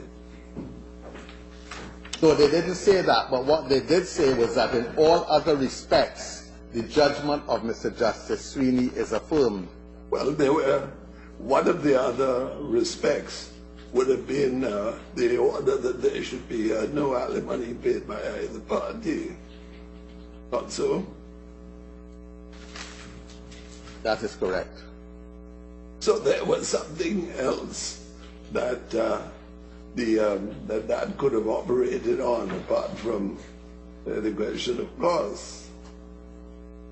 That's correct, Your Honor. But in respect of the cost itself, for Mr. Justice Sweeney to say now at the rehearing that the husband is to pay. In fact, Mr. Justice Sweeney's order was to give a contribution to costs. It so happened that this sum, it appears, is the entire cost. But don't us let get there. For Mr. Justice Sweeney now to say at the rehearing that the husband is to pay the wife's costs is in direct contravention to his order at the first hearing, which was upheld by the Court of Appeal. He was therefore limited to orders in respect of costs for matters or hearings that took place after the Court of Appeal delivered its decision, and that was in the contempt proceedings and in the evidentiary proceedings on November 14th.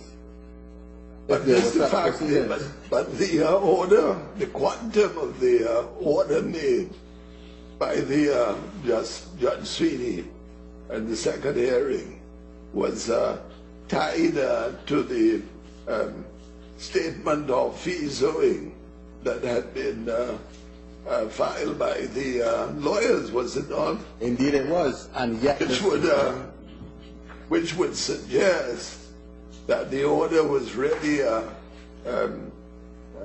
more connected to the allocation of debts and the satisfaction of the wife's debts, rather than with an order for costs which might involve taxation and so on.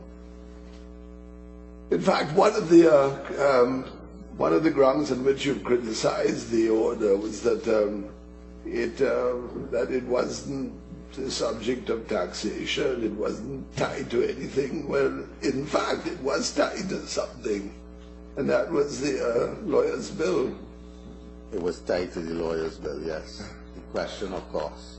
But the order itself, we are left in doubt as to whether that order was in contravention of the order of the Court of Appeal, or whether, as this court suggests, it was tied to the reallocation of debt. What do you say? We do not know. What do you say? What I say, my lords, I say that on a question of interpretation of the order of the Court of Appeal, that in all other respects, the first instance order of Mr. Justice Sweeney is to be affirmed, that Mr. Justice Sweeney, in ordering that the husband pay the cost of the entire proceedings, was acting in contravention of the Court of Appeal order, which upheld his previous order. So we're agreeing to disagree, I think, here, in that in all other respects is other than as pertains to property division and debt allocation. That's one way of reading it. It is, but you read it as separate. If the court, as a simple attorney, Your Honor, if the court had ordered that the only thing that the order remained in reallocation of debt, then I would have gotten up and asked, what about costs, my lord?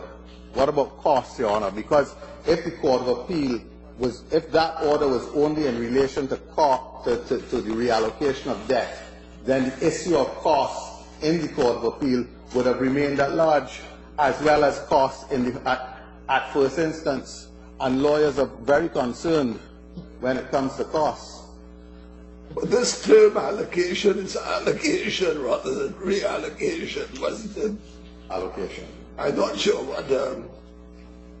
I'm not sure how to interpret that word in the context in which it was used, because I don't think what was involved was what had been involved up until then was the allocation of debts. It had to do with the ordering of monies to be paid and so on by the husband, which monies would be available to the wife for the payment of the debts. But I don't think allocation of debts seems to be a strange word to use, because no question up to then of transferring debts from one to the other, had there? So there was no question. As I tried to make sense out of the words allocation of debt, and I therefore related it to the fact that the Court of Appeal was of the view that in the original order of Mr. Justice Sweeney, the wife simply, as I pointed out to the court earlier, the wife quite simply will be forced to liquidate and consume the bulk of the assets in satisfaction of her debt. This is why I tied those words allocation of debt back into the fact that the Court of Appeal was of the view that the present order before it would not have been sufficient for her to remain with assets after she liquidated her debt. Well, that was the reasoning which underpinned it, but it almost seemed to foreshadow the order for costs that Judge Sweeney made, because he did allocate debt. He allocated the wife's debt to the husband. They were debt owed to the lawyers. Not so? He did. In effect, Your Honor, that is what he did. But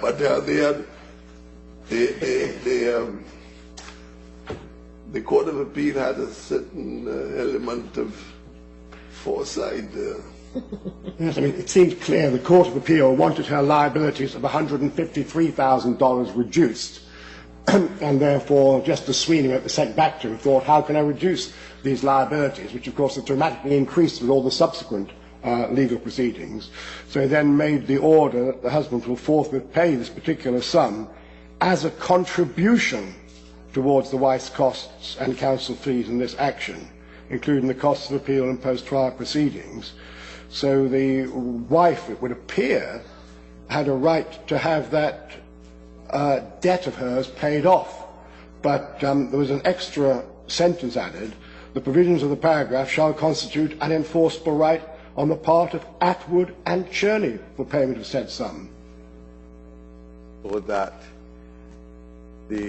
what Justice Sweeney did was to say, in spite of my order of where I said parties pay their own costs, and in spite of the order of the Court of Appeal, which said in all other respects the judgment is affirmed, I will reallocate the debt by providing that the husband makes a contribution to the costs. Now, so that we say he could have, by doing it in that manner, he contravened the order of the Court of Appeal. You can do things legally or illegally. And we say the submission is that Justice Sweeney, in contravening his own order, in the reallocate, contravened his own order and that of the Court of Appeal in the reallocation of the debt in the manner in which he did it. And further, when he talks about contribution of costs, it so happens that those costs now were the entire costs. Well, I was going to ask you, would there be any other costs incurred? In other words, apart from this firm of attorneys, did they employ a trial lawyer and advocate to present their case in court?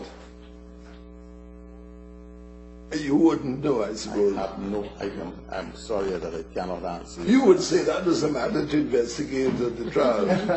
But it's intriguing, the order says, as contribution towards the wife's costs, not in full payment. Not in full payment. And there we go again. When you add up these matters, when you take into account the parties' submissions, the evidentiary hearing, contribution to the cost, which was an order for full payment, when you take into account that Justice Sweeney disobeyed his order, his previous order, on a literal interpretation, when you take into account that the wife, that neither Justice Sweeney did not inquire into the value of the assets in the states, nor did the wife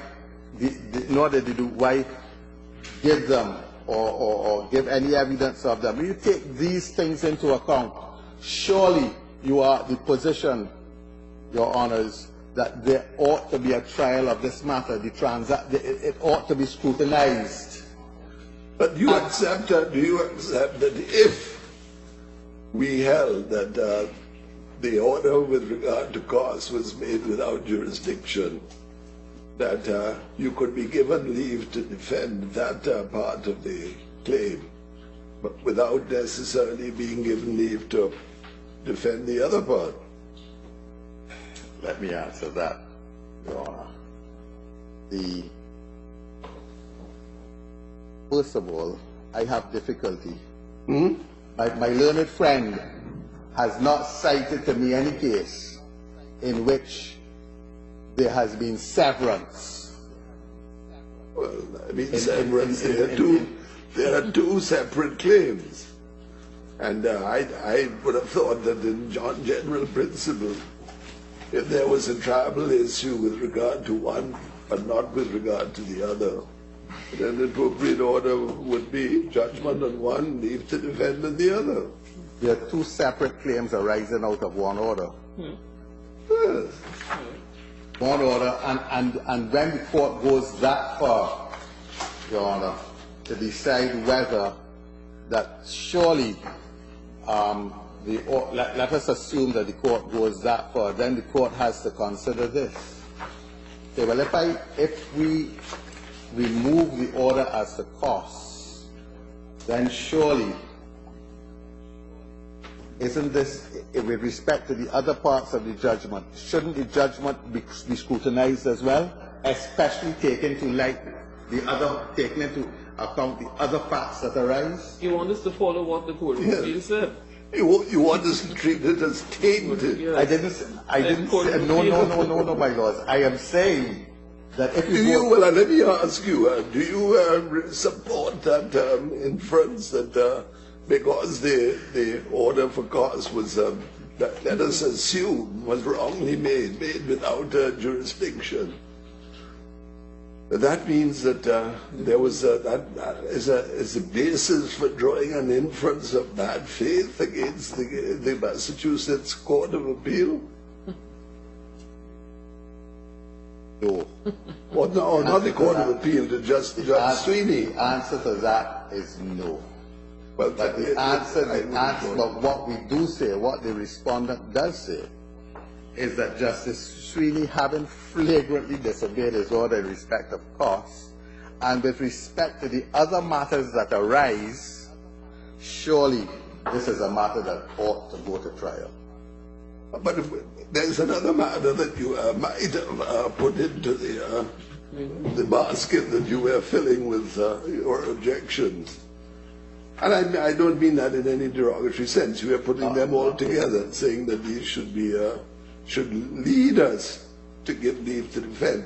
But with regard to costs, there were, I think, 1 or 2 small orders that were made previously in the contempt proceedings for the husband to pay costs. Not so? Yes, Your Honor. Well, I don't know, but I would imagine that those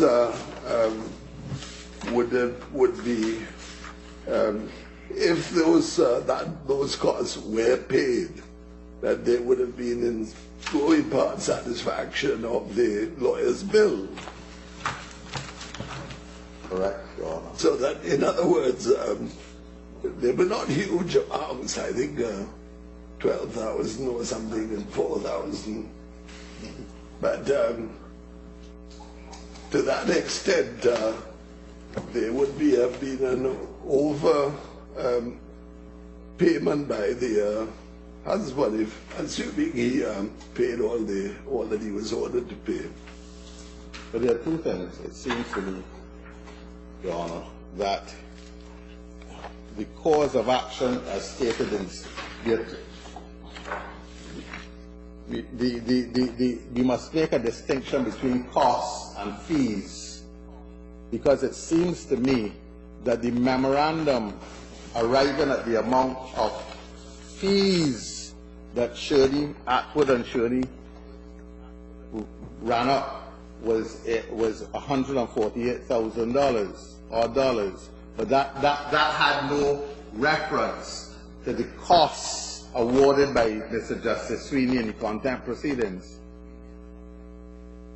And that is not what the wife has sought to enforce. She has sought to enforce the fees that were billed. But you're not criticizing then. You're not adopting the criticism, I suppose, which I was suggesting might be made. That is that the husband had already been ordered to pay these sums by way of costs. And if he had paid them, then presumably they could have been used by the wife to pay some of the fees that she had been charged by her lawyers. Had he paid them, indeed. And then if subsequently then he is ordered to pay the whole of their bill, he's being ordered to pay a second time. That would be double counting. Yeah. I don't know if I'm right. Am I right? That would be double counting, Your Honor. Unless there's anything further with No, just for tidying up Masters and Lever, you had started to. Yes. I don't know whether page 188 would be helpful for you. Page 1, I beg your pardon? 88. On 88. I see a paragraph there. The second paragraph on that page, and then it continues on the other page, 189. second paragraph beginning for Mr. Lieber. Yes. It is submitted that the default judgment left quantum to be determined either by the, so in that case. That's the background of it. That's the background of it. Then they say they submit that there was a breach of the terms of the order and in consequence denial of substantial justice.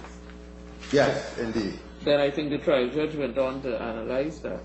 And they continued over on, I think, page 189. Where they, I think they made reference to Adams and Cape at some point. So there or there. But from 187 they made mention of Adams and Cape. Yes, Your Honor. But it's between 187 to 189. Between 187 and 190, but the point was in Masters and Levy, there was no complaint that they didn't have notice. They had notice.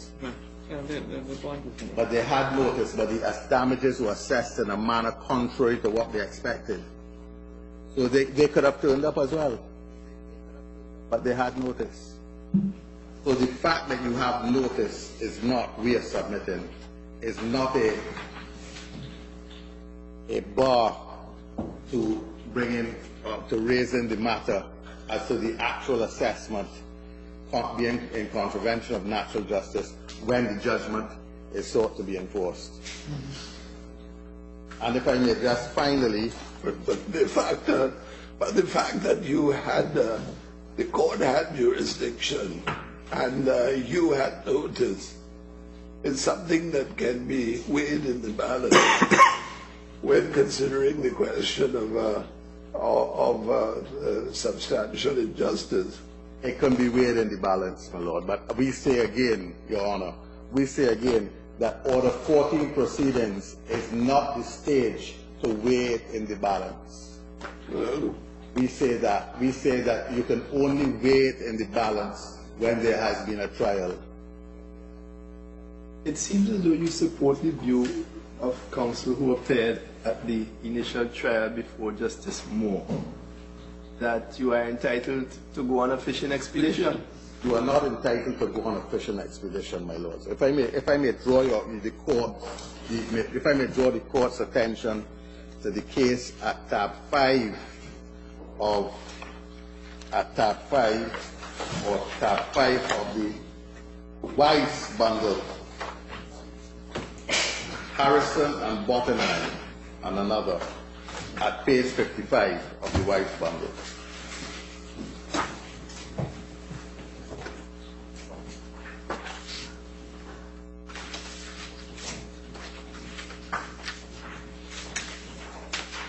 At page 55, beginning at page 55.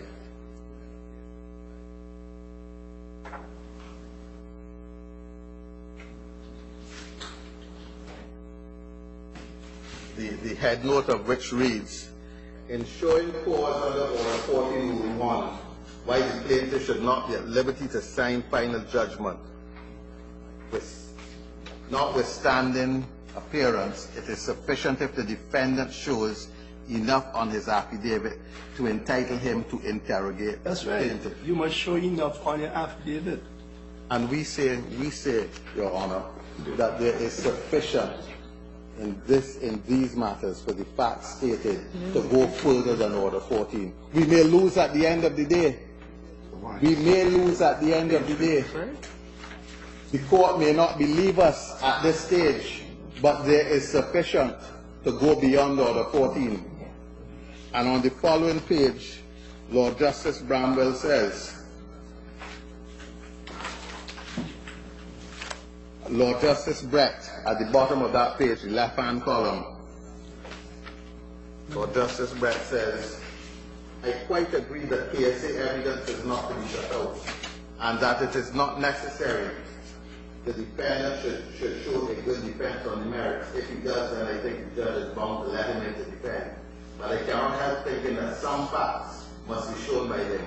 If he discloses certain facts, whether by hearsay or otherwise, and if he can make such reasonable suggestions as to show he may be able to substantiate a defense, if he suggests a defense and shows some probability of getting it from the plaintiff or proving it himself, he ought to be allowed to defend. And in these proceedings, you're really restricted to 3 broad areas. You have to show something on your affidavits that Indeed. suggests fraud, That's correct. or something that suggests a denial of substantial justice. Well, you're not going down the road of public policy. Indeed, I was going to address on public policy to the end, just draw the court's attention under public policy. Not that it matters, but let us take for the 2 substantial reasons. One, fraud. What is the wife's intention? What was the wife's intention in not disclosing the value?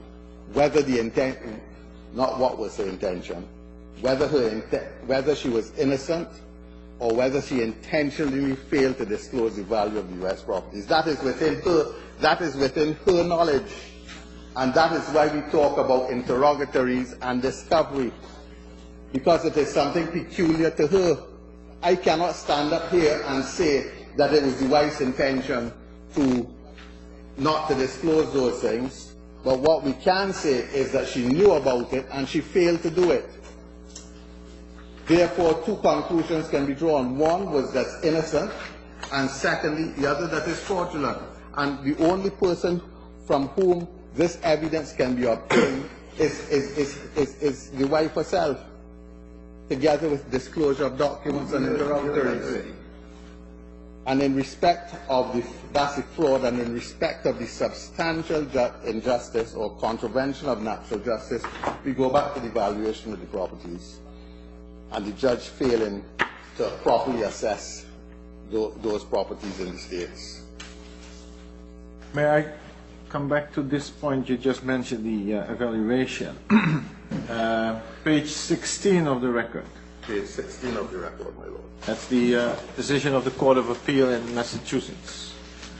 If you look at footnote 3, it mentions home and commercial garage in Barbados valued at $300,000. Is that correct? Correct. And that is the property that was sold the same year for $1,260,000. I believe it is. Yes. So that is so in the calculation of the Court of Appeal, it was at that point in time $300,000, but it was actually almost $1 million US dollars more. Correct. Correct. While the difference between the value for the marital home in Massachusetts was between $651,000 and $370,000. That's a difference of $280,000. Correct. In addition to the values of the 2 which is remarkably less than the $1 million. Right. And which also we have not taken into account her income and her income in the 3 years between the initial decision of Mr. Justice Sweeney and his other decision on November 14, 1996. She may have won the lottery, just as. But that is pure speculation. We did not take. But the point is, we did not take it in. Had we taken it into account, I would not be able to stand here and speculate. But the fact is, it was not taken into account. So quite frankly, we do not know. We do not know if her income remained the same. We do not know if it decreased, and we do not know if it increased. And your client's income was also not taken into account. What? Your client's income. No. My client was admittedly retired, and the record shows that he received an income of $671 per month, I believe. But we don't know if he won the lottery either. The properties that he sold. He would have been. He said he was working as a caretaker for his son. Pardon? I beg your pardon, Your Honor? I say he said he was working as a caretaker for his son. Didn't say how much the son was paying him. The sale of the That property. is correct, Your Honor. And if I may move to lastly to Adams and Cape again, and to the Adams and Cape, and to the paragraph. at page 172. Just one second.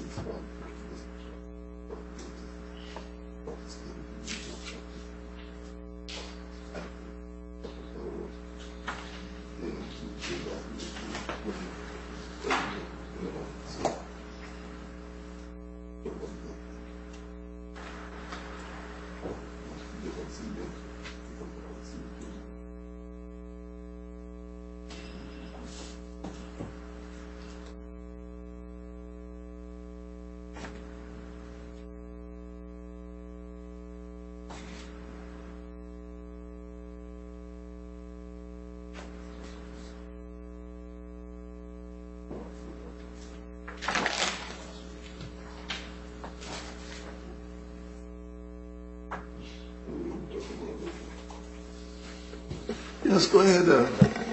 Yes, Your Honor. So that we say that You were referring us to 172? for page 172, at the paragraph, the third paragraph on that page, beginning with the words, the notion of substantial justice. The notion of substantial justice must be governed in a particular case by the nature of the proceedings under consideration. The purpose of an in persona monetary judgment is that the owner of the state, through the process of execution, will take the defendant's assets in payment of the judgment. In cases of debt, and in many cases of contract, the amount due will have been fixed by the acts of the parties, and in such cases the default judgment will not be defective for want of judicial assessment. When the claim is for unliquidated damages for a tortious wrong, such as personal injury, both our system and the federal system of the United States require, if there is no agreement between the parties, judicial assessment. That means that the extent of the defendant's obligation is to be assessed objectively by the independent judge upon proof by the plaintiff of the relevant facts. Our notions of substantial justice include in our judgment the requirement that in such a case the amount of compensation should be fixed subjectively, should not be fixed subjectively by or on behalf of the plaintiff. We do not find it necessary to decide whether if local rules provide for service by the plaintiff of notice of a specific sum claim for damages, a default judgment may be entered for such a sum without proof of judicial assessment and without there being a breach of the requirement of natural justice. Justice Scott thought that there could be no objection to such procedure, and we think that in most cases that would be right. The matter does not arise for decision in this case, and we express no concluded view. We would, however, not exclude the possibility of a defense being upheld if the facts justify the conclusion that, making due allowance for different levels of awards and of substantive law, the amount of the actual award was irrational. So that there are two things in this that I would like to take from this extract. One, that the notion of substantial justice is governed by the particular case before it. What we have in this case is a question of family, division of property under family law. And in all the systems that I am aware of, that division of property, the property is valued as close as possible to the date of the division. That is a substantial, what I call a substantial justice point. That the date of that the property is valued at as close as possible to the date of the order of division. Secondly, that, and the Court of Appeal in Adams and Kate does not exclude the possibility of a defense, being that the actual award was irrational. So that when we take all of these things, remember Adams and Kate, Your Honors, was a case that went to trial. There was an actual trial. It was not an Order 14. So that when we take all of the facts in the instant matter, it is the husband's submission that this matter should be, there is sufficient in this matter that it be allowed to go to trial. Unless I can assist the court further. Thank you, Mr. Haynes. Thank you.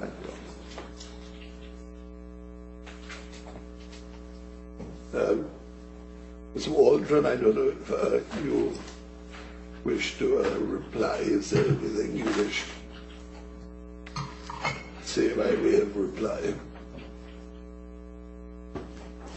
Just very briefly, Your Honor, to say that the submissions made by my learned friend, I am submitting, fly in the face of the learning in Pemberton and Hughes and in Goddard and Gray, because essentially what my learned friend is attempting to do is to discuss the case on its merits.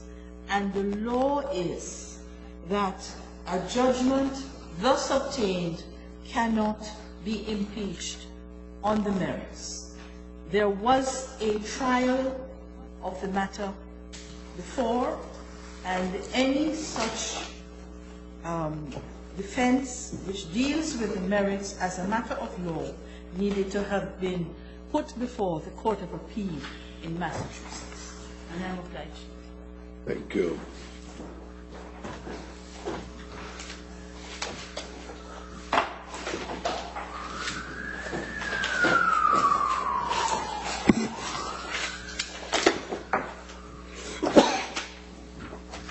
We reserve our judgment and we'll give it on a day to be announced.